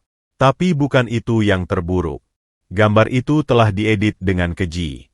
Wajah Rara ditempelkan pada tubuh perempuan yang hampir telanjang dalam pose yang tidak senonoh. Di bawahnya, tulisan besar berwarna merah. "Si paling berani enggak bayar hutang. Ayo yang mau nikmatin, hubungi ini." Diikuti nomor telepon Rara yang asli. Dan pesan itu telah dikirim ke seluruh kontak di ponsel Rara, teman-teman SMA-nya, mantan guru, tetangga, bahkan ke nomor beberapa keluarga jauh. Selain itu, ada ancaman baru. Ini baru permulaan. "Besok kami kirim ke media sosial dengan tag lokasi sekolahmu dulu. Bayar 50 juta dalam 12 jam, atau kami hancurkan sisa hidupmu."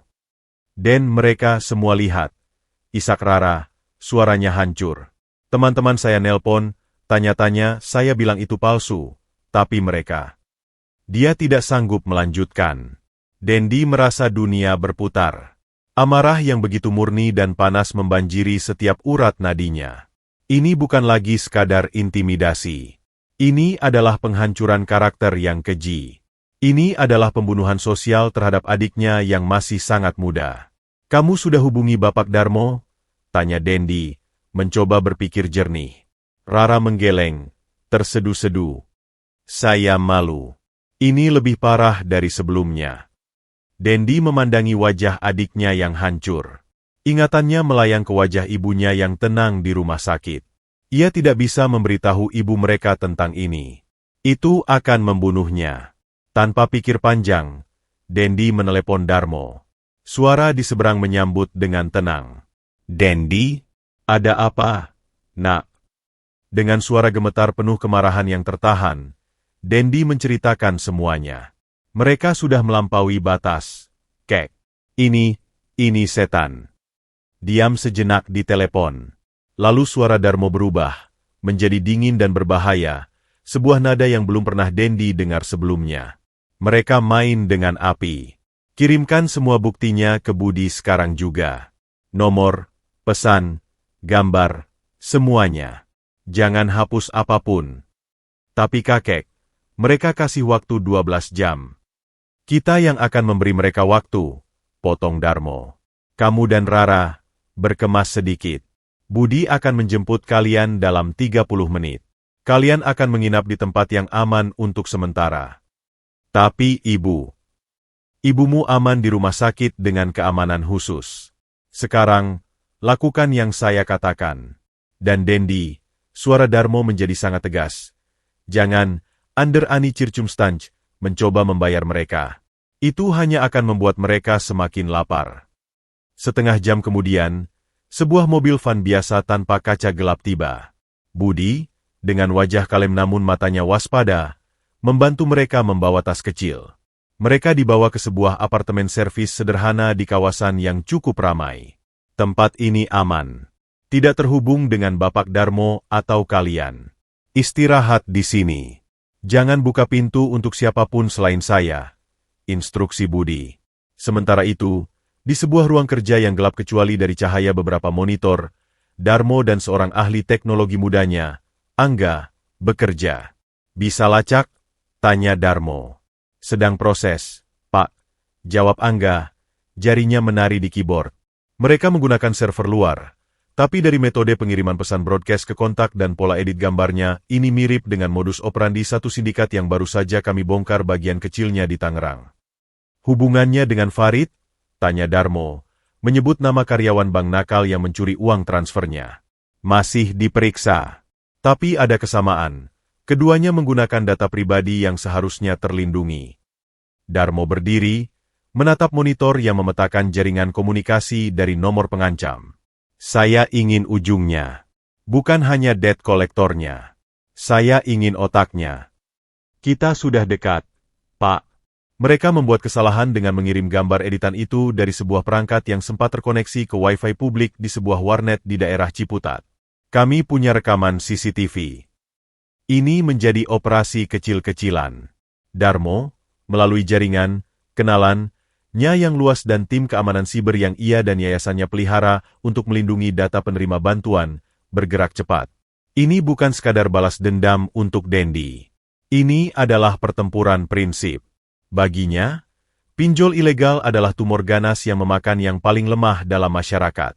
Pada tengah malam, Budi melapor. Tim lapangan sudah di lokasi warnet. Pak, mereka mengamankan pemilik warnet yang ternyata juga terlibat sebagai operator lokal. Dia memberikan informasi tentang tempat debt collector yang biasa menggunakan jasanya untuk kirim ancaman. Ambil semua data, lalu koordinasikan dengan kontak kita di kepolisian cyber. Saya ingin penggerebekan simultan besok pagi, perintah Darmo. Dan untuk keluarga Dendi.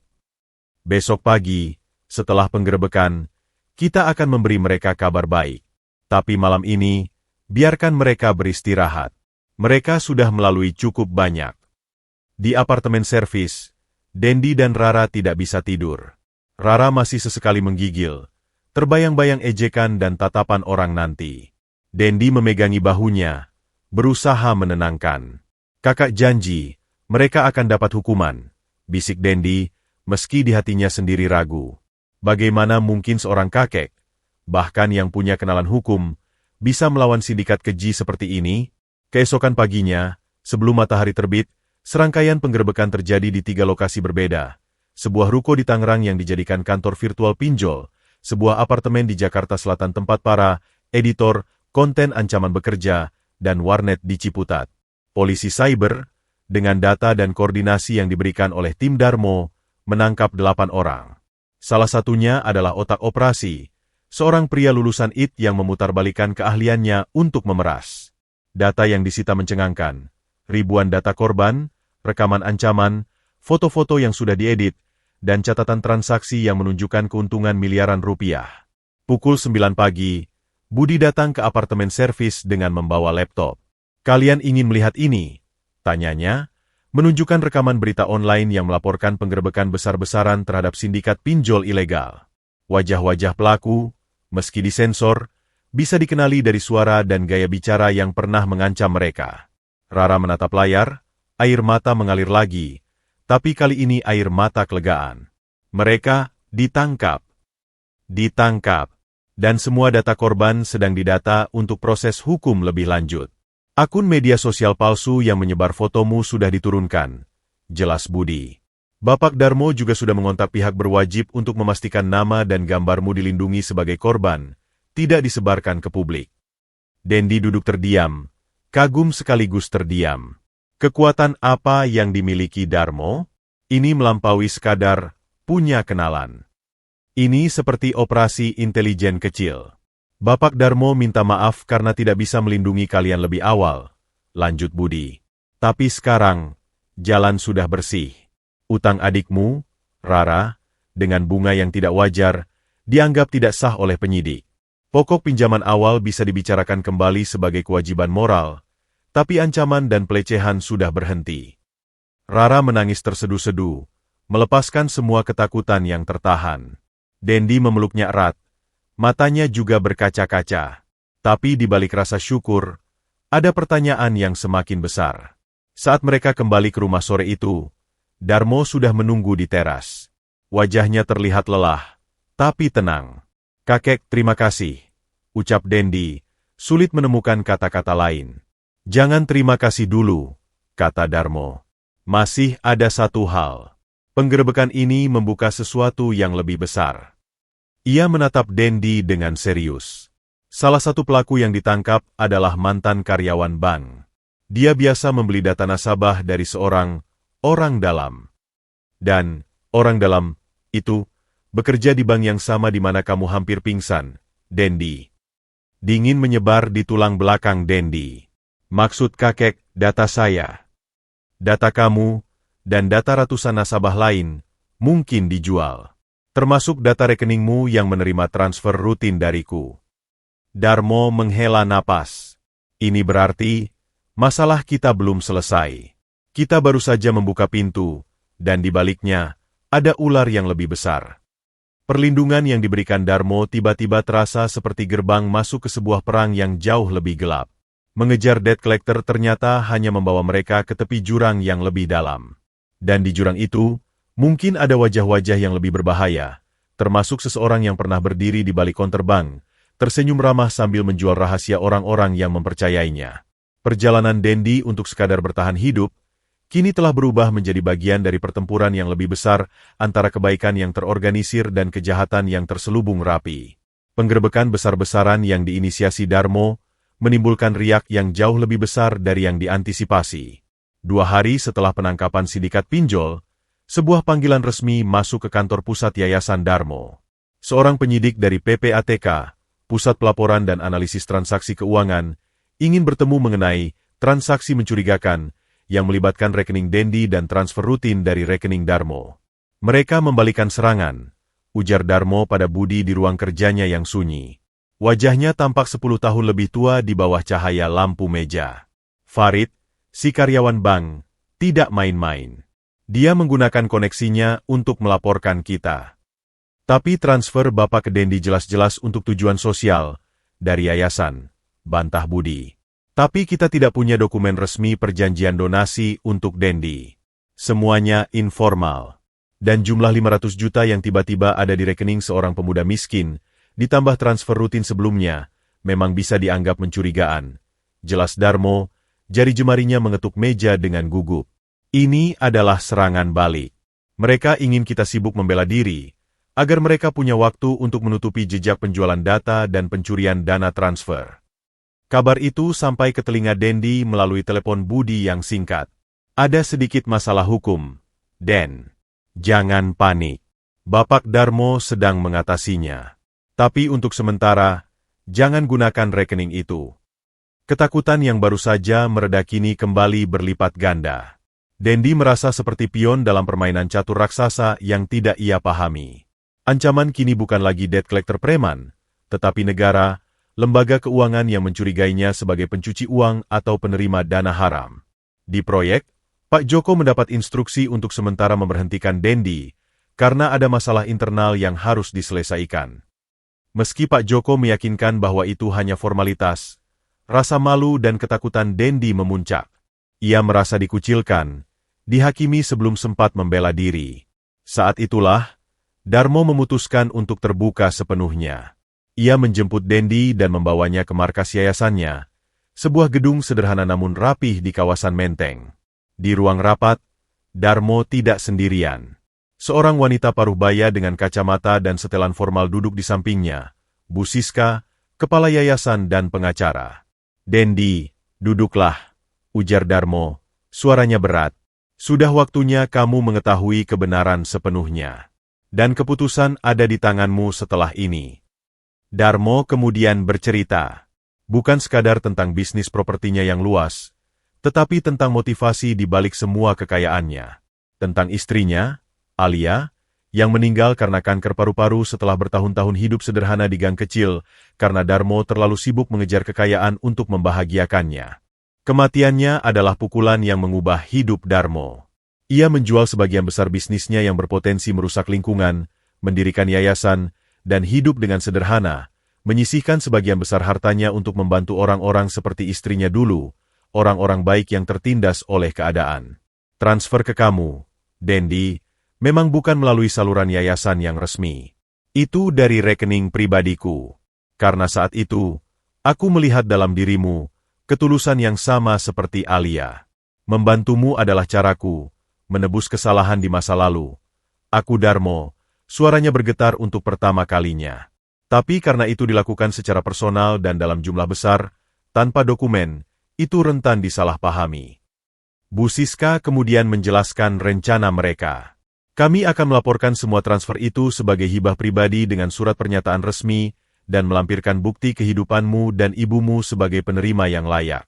Selain itu, kami akan membuka dokumen tentang pencurian dana oleh Farid di bank. PPATK akan melihat bahwa kamu adalah korban, bukan pelaku. Tapi untuk itu, sambung Darmo, menatap Dendi, kami butuh kesaksianmu. Butuh izinmu untuk membuka semua data rekening dan komunikasi yang berkaitan dengan pinjol. Itu akan membuktikan bahwa uangku tidak untuk membiayai kehidupan mewah, tetapi untuk menyelamatkanmu dari jeratan yang sama yang dibuat oleh kejahatan seperti Farid dan sindikat pinjol. Dendi diam mematung. Informasi ini mengguncangnya. Ia melihat seorang pria yang hancur oleh penyesalan, mencoba menebusnya dengan membantunya. Itu bukan belas kasihan murni. Itu adalah penyelamatan diri yang diwujudkan dengan menyelamatkan orang lain. Ada beban yang sama-sama mereka tanggung. Dan tentang pekerjaan saya di proyek, tanya Dendi pelan. Itu tetap nyata, tegas Darmo. Kamu dipecat sementara hanya untuk melindungi proyek dari sorotan. Begitu semuanya selesai, posisimu menunggu. Dan gajimu tetap akan dibayar untuk bulan ini. Dendi menatap kedua orang di hadapannya, lalu keluar jendela ke jalanan Jakarta yang ramai. Hidupnya yang sederhana telah terseret ke pusat pertarungan antara uang, kekuasaan, dan penebusan dosa. Tapi kini, ia mengerti. Dan dengan pengertian itu datang kekuatan. Saya setuju, katanya, memutuskan. Saya akan berikan semua kesaksian yang diperlukan. Saya ingin ini selesai. Bukan untuk uangnya, tapi untuk membuktikan bahwa kakek tidak salah menaruh kepercayaan. Dan bahwa orang miskin seperti saya pun punya hak untuk dibela kebenarannya. Senjata terbesar mereka ternyata adalah transparansi dan motivasi yang tulus. Dengan bantuan tim hukum yayasan, semua dokumen disusun, surat pernyataan hibah, rekam medis Ibu Yuli, laporan polisi tentang pinjol, bahkan catatan perjalanan transfer yang menunjukkan pencurian oleh Farid. Bu Siska secara pribadi mendampingi Dendi ke kantor PPATK untuk memberikan keterangan. Ketenangan dan kesederhanaan Dendi, serta cerita yang konsisten dan didukung bukti, membuat penyidik yakin. Di sisi lain, tekanan pada Farid meningkat. Bukti penjualan data dan penggelapan dana transfer semakin banyak terkumpul. Dalam kepanikan, Farid mencoba melarikan diri, tetapi ditangkap di bandara. Penangkapannya menjadi kunci untuk membongkar jaringan lebih besar di dalam bank. Dalam waktu 2 minggu, awan gelap itu berlalu. PPATK menyatakan bahwa transfer Darmo ke Dendi tidak mengandung unsur pencucian uang, melainkan bentuk bantuan kemanusiaan yang meski tidak terstruktur, dapat dimaklumi. Nama Dendi dibersihkan. Malam itu, Darmo mengunjungi Dendi dan keluarganya di rumah. Kini, Ibu Yuli sudah pulang dari rumah sakit. Kondisinya jauh lebih stabil berkat perawatan yang baik. Ini untukmu, ujar Darmo, memberikan sebuah amplop tertutup.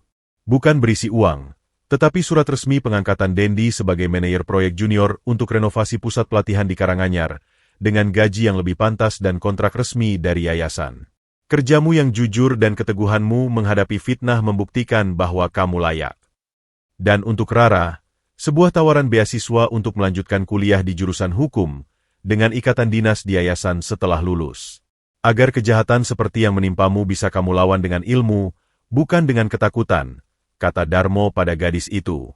Dendi menerima amplop itu, perasaannya campur aduk. Ini bukan lagi pemberian yang misterius. Ini adalah penghargaan. Jalan yang ia pilih, untuk bertahan, jujur, dan percaya, telah membawanya ke sini. Dan tentang saldo 500 juta itu, tanyanya, masih penasaran. Darmo tersenyum. Itu masih milikmu.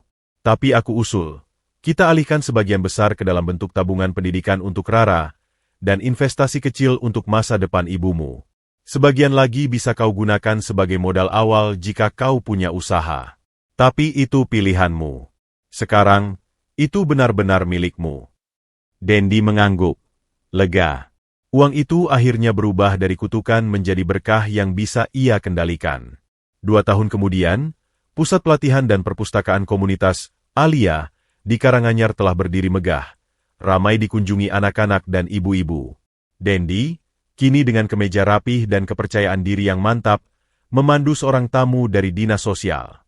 Di sebuah ruang kerja sederhana di lantai 2, Rara sibuk membimbing seorang ibu muda yang menjadi korban pinjol ilegal, membantu mengurus dokumen untuk bantuan hukum dari yayasan. Sementara itu, di teras rumah yang telah diperbaiki dengan baik, Ibu Yuli duduk di kursi roda, tersenyum melihat kebun kecilnya yang hijau. Di sampingnya, Darmo duduk di kursi kayu. Keduanya menikmati teh hangat di sore hari. Dia sudah jauh berbeda. Ya, Pak Darmo, bisik Yuli. Dia selalu menjadi pribadi yang kuat. Bu, saya hanya memberinya kesempatan untuk menunjukkan itu, jawab Darmo, matanya mengikuti Dendi dari kejauhan. Dendi, yang sedang melambaikan tangan pada mereka, tersenyum. 500 juta yang hampir membuatnya pingsan dulu, kini telah bertransformasi. Bukan menjadi rumah mewah atau mobil bagus di garasi, melainkan menjadi pusat pelatihan yang berdiri kokoh, pendidikan adiknya yang cerah, kesehatan ibunya yang pulih, dan yang terpenting, keyakinannya bahwa kebaikan, sekecil apapun, akan kembali, seringkali dalam wujud yang tak terduga. Ia belajar bahwa terkadang, malaikat penyelamat datang dalam wujud pria tua yang penuh penyesalan, dan uang yang tiba-tiba bukanlah mimpi buruk, tetapi ujian yang menentukan siapa dirinya sebenarnya. Dan ia lulus, bukan dengan menjadi kaya mendadak, tetapi dengan tetap menjadi Dendi yang jujur, kini dengan kemampuan dan kesempatan untuk menjadi penyelamat bagi orang lain.